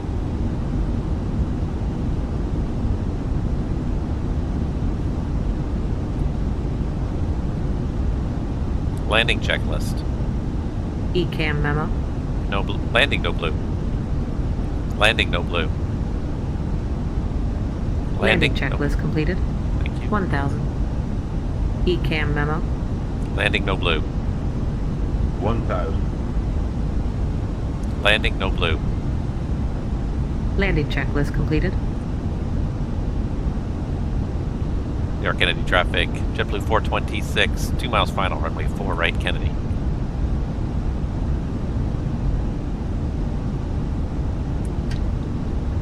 Autopilot's off.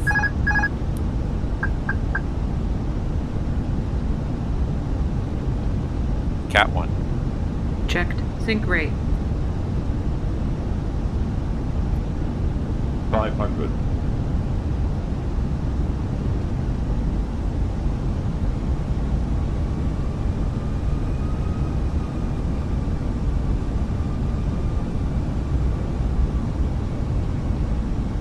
Land.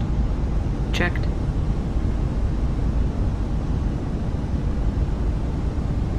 100 above. 100 above. Roger.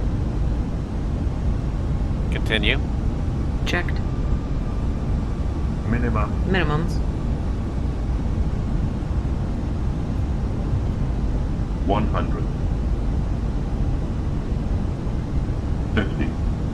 40, 30, 20, retard, 10, 5,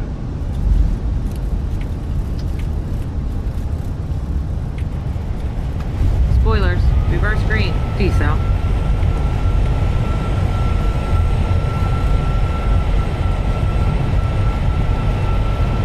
Manual 79. brakes.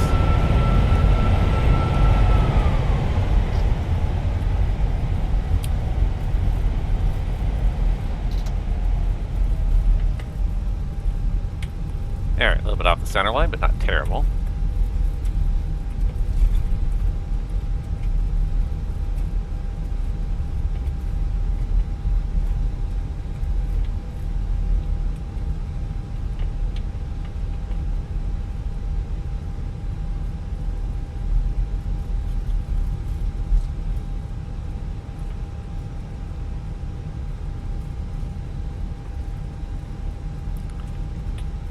New York Kennedy traffic, JetBlue 426 clear of runway 4 right, taxiing to the ramp, crossing 4 left.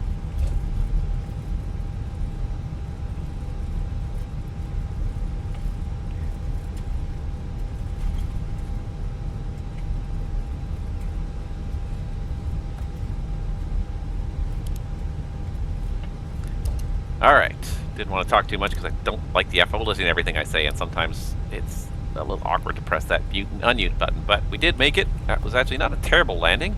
Got a little low, a little early on final, but we recovered that. And then the center line control was not great either, on all honesty. But one of the softer landings, I thought. But we'll see what a pilot's life says when we get to the gate, I guess. Not terrible, not the best landing I ever did, not the worst by far. But we're going to continue taxi in, and our gate is right over there, right next to that other JetBlue there, I believe. Ladies and gentlemen, on behalf Going of the to Delta captain 10. and the entire crew, we'd like to welcome Coming up you on to our Foxtrot here, we're just destination. going to use Foxtrot to cross the runway, Remain seated with your seatbelt fastened. and then it's straight Using into all the ramp items from and there. hand Delta luggage 10 will be safely about the closed until the fourth seatbelt one on sign the has right, I been think, or switched third or fourth on the right. off. Before you leave the aircraft, please ensure you have 12, all your 11, personal 10, items so and yeah, hand so luggage the fourth with one on you. the right. We get into that Please gate be area. careful Ooh, when opening easy overhead there, frame rate. lockers, as items may fall out. Navigraph charts, it's still kind of hefty on the frame rate there. That smoking is not permitted until you've reached a designated smoking area. If you require assistance when you leave the aircraft, New York Kennedy traffic, JetBlue 426 crossing runway 4 left at Foxtrot. to another flight today and hold a boarding card and transfer wallets Alright, advising you of your departure just terminal. get the Please follow the strobe signs on of for flight the runway connection. crossing here because it is This an will lead active you on runway to for your departure departures. terminal, and please check your gate number in the departure lounge. Not too bad though, not too Avoid bad. missing your onward flight. We strongly recommend that you go straight to your departure terminal. For those of you who do not have a boarding card, please go directly to the flight connections desk. Once again, ladies and gentlemen, on behalf of the entire airline, thank you very much for choosing to fly with us today, and we hope to see you again in the near future. Alright. Thank you. New York Kennedy traffic, JetBlue 426 is clear of all runways, taxiing to the ramp. Alright, so that should be 14, 12, 11, 10, and I think I see some equipment there waiting at gate 10, so that's perfect, love it. Everything's coming up us. After landing checklist. Radar and predictive wind shear system. Off. After landing checklist completed.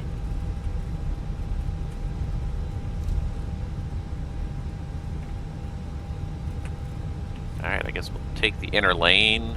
I find I don't talk too much on final, I don't talk too much on departure because I want to leave the mic open for me to be able to discuss things with the FS2 crew because it doesn't know how to tune things out that I might not want it to hear. Which is kind of okay, it's understandable. Frustrating sometimes, but not terrible. Look at all these JetBlue airplanes here. It's like there's a bit of a JetBlue hub or something going on here. Not a terrible frame rate on final though, and I have to say sometimes like you get to the flare and the frame rate just drops to nothing and you're just like, oh my god, I can't even fly the airplane, but today wasn't too bad. Alright, so marshaller's in sight, lights are off, radar's off, accumulator's good, ice is off, APU's available, we'll get the APU bleed on. And we're here, just gonna get around the corner.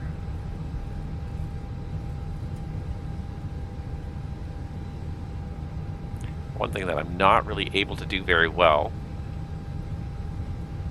is really look around as much as I would in the real world.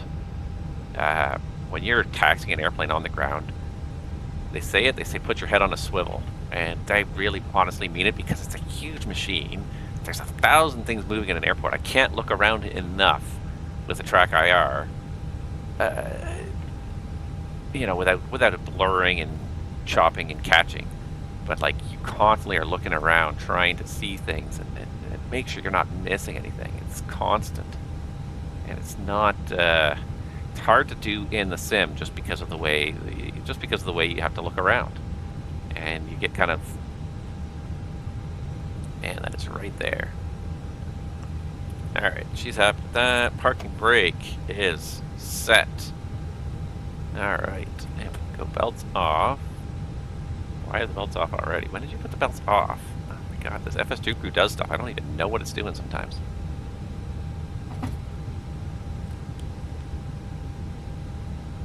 Please remember to submit your flight, thank you. Let's just check and make sure these are cycling down. They are good. Alright, go ahead and go beacon off. That will generate the deboarding. That will connect the bridge and everything else, and it's good to go. Alright, so let's just do this.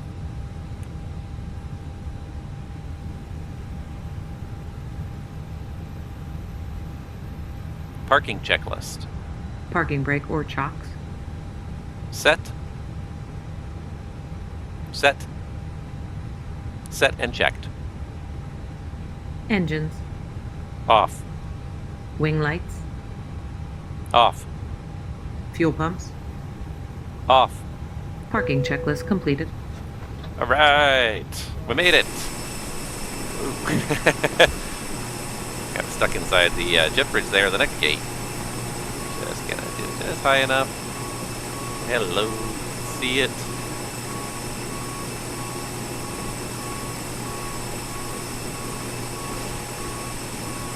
I do kind of like that you can see multiple jet blue planes here. I'm just trying to kind of find a good angle. It's not too jumpy here.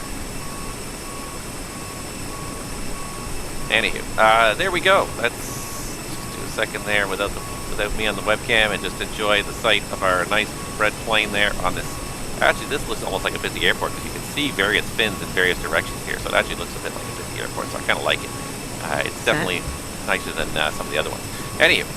We are here, guys. Thank you so much for watching. Why is that not pausing when I'm trying to pause it here? Come on, pause. There we go. Thank you guys so much for watching. I've appreciated it. I hope you've enjoyed this. I'm going to go ahead and pull this up and hit submit on my flight because not that one, flight. Set.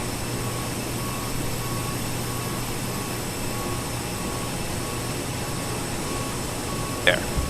Now she can stop listening. Alright, so we can submit this flight because it's done. Yes, we want to submit it. It wasn't the perfect landing, I don't think, but I think it was good enough. And it's going to set up for our next departure. So our next departure is going to be out of Kennedy, and we are going to go down to San Juan again, which is apparently a big JetBlue hub because we seem to go there a lot too. It's a good thing I have some good scenery in San Juan. It's a nice little airport. It's a long way from New York to San Juan, though. It's 1,400 miles, so it's going to be a long stream to the next one. So I don't know when I'm going to set up the time for that, in all honesty. I wish I had more time sometimes. To do these things, but it's a busy month. It's getting that way. Summer's coming. It's going to be lots of time spent outside, a lot less time spent inside staring at the sim, but nevertheless, just curious in my logbook how that worked out. What was my score on this one? I feel like it's not going to be perfect. Ooh, pretty good though, 98%. What did I lose points on? The landing though, right? Landing rate, 408. I lost by 2 points there, so it wasn't quite there. It did feel a little bit of a cruncher, but that's okay. But there we go. There we have it, guys. Thank you so much for watching. I hope you enjoyed the stream. I certainly had fun flying it. It's a great looking airplane. I really love the red. It really sharp, really pops.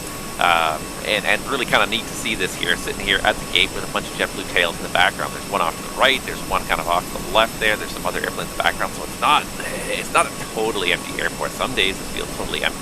And just for sake of interest, Head Shoot Man. Yeah, welcome, and thank you for watching. And too bad you didn't get to pop in sooner, but life is busy. My life is busy. Everybody's life is busy. That's why, like I said, this might be the last stream, the last Pilot's Life stream in April. By the time I get another stream in, we might be flying the 319 and the 321 for all I know. But I'm just going to do one thing just for curiosity's sake, just to see what it looks like. So I'm going to pull up the FSLTL and just run that, see how many more airplanes I can add. Now that we're not moving, and I don't care if the frame rate kind of drops, let's see if we can see if we can just bump this up just a little bit more.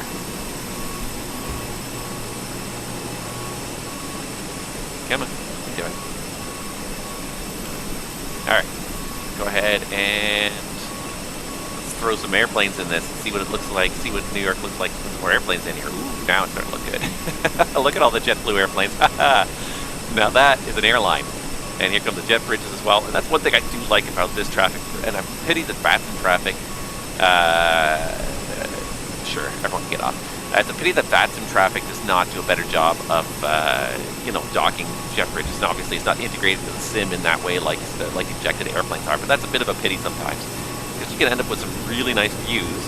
And it's just a pity that the stuff doesn't move around the airport to the airplanes. Now it's getting kind of noisy out here. I'm going to turn that down a little bit, but yeah, it's just a little bit of a pity that you can't see all the other airplanes out here. But nevertheless, definitely looks like a JetBlue hub now. Of that, there can be no doubt. And a lot of airplanes in the background. My frame rate's still sitting at 17, 18 with me sitting outside and nothing else moving. So I'm going to take myself away again for just a second here, just to kind of, I think this might be like my teaser screen here on the title card. I might even just see if I move it just even a little bit more this way, so you can see even more just like how many JetBlue airplanes are there here. Because I do like that view. Anyways, that's enough for me today, guys. I've got quite a lot of stuff to do later on today. I've got some excitement in my life. Got some stuff to do right after school. So I'm going to take off, but thank you guys so much, pardon the pun, but thank you guys all so much for watching. I hope you've enjoyed this. I'm just looking at this. I'm wondering why my jet bridge is not connected, but anyways. Yeah, regardless, I might just really quickly, nope, not that one, that one, do this, woo, wow, just cut right through that thing, huh? All I want to do is do this. Let's go in here and toggle jetway again so it's on the airplane. That's all I wanted, because it didn't look quite right. It wasn't on the airplane, it was off the airplane, but anyways, and then this airplane's now clipping through each other, so I want to see them go away. Nose is a little bit high there. Anywho, yeah, guys, thank you so much for watching. I hope you've enjoyed the stream. I hope you will watch again sometime. And enjoy the rest of your day. Enjoy the nice warm weather. It looks like it's a nice day for most of North America anyways, and I don't know what the weather's doing in the UK, but I hope it's nice out there for you guys as well. But in the meantime, stay tuned to the Twitch channel, and we'll hopefully have some live streaming of VATSIM ATC later on this week. In the meantime, guys, enjoy the rest of your afternoon, and we'll see you guys all real soon. Take care.